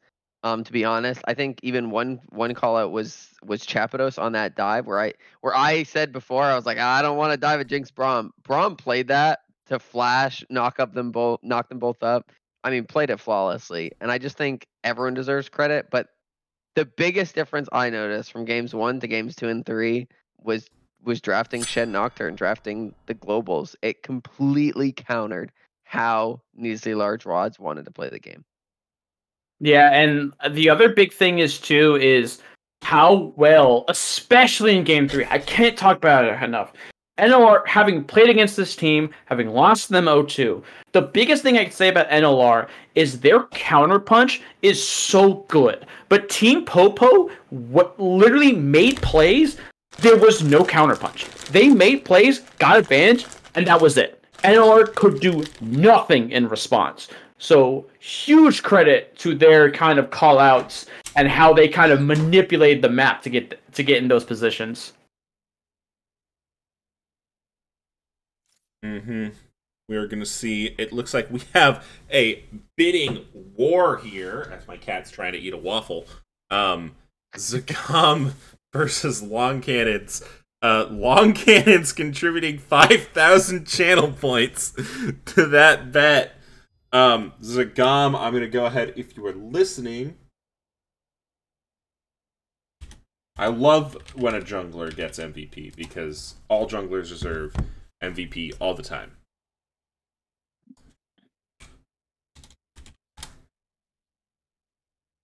Long Cannons put 5k on himself. I'm not convinced Long Cannons didn't put 5k on Zagam, okay? Listen, Long Cannons absolutely deserves some love, especially for that Zarian game too.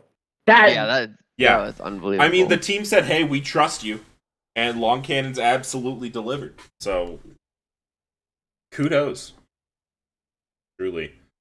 Oh, and I forgot, Team Popo's the team with the really wonderfully drawn Discord profiles. God, I love them. Yeah. Okay. I remember the Salmons because when I first saw, I was like, "Is that Jax?" I was like, "Oh wait, that's Yorick." I thought it was Jax for a second. But oh man, what a crazy series too! Because like you could feel the series also, and I don't want to harp on it, but Healy Wheelie walking up to that top inner turret, just literally walking at them in game 2, was literally the turning point of the entire series. Just flipped it on its head. Because at that point, NLR was in complete control. They kind of were doing what they wanted. But in that moment, in that split-second decision, Team Popo just took over. Alright, I've got no buff for you volunteering because Zagam is shy.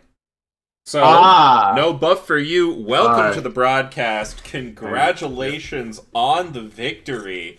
I mean, why don't you walk us through Game 2 draft to start? Yeah.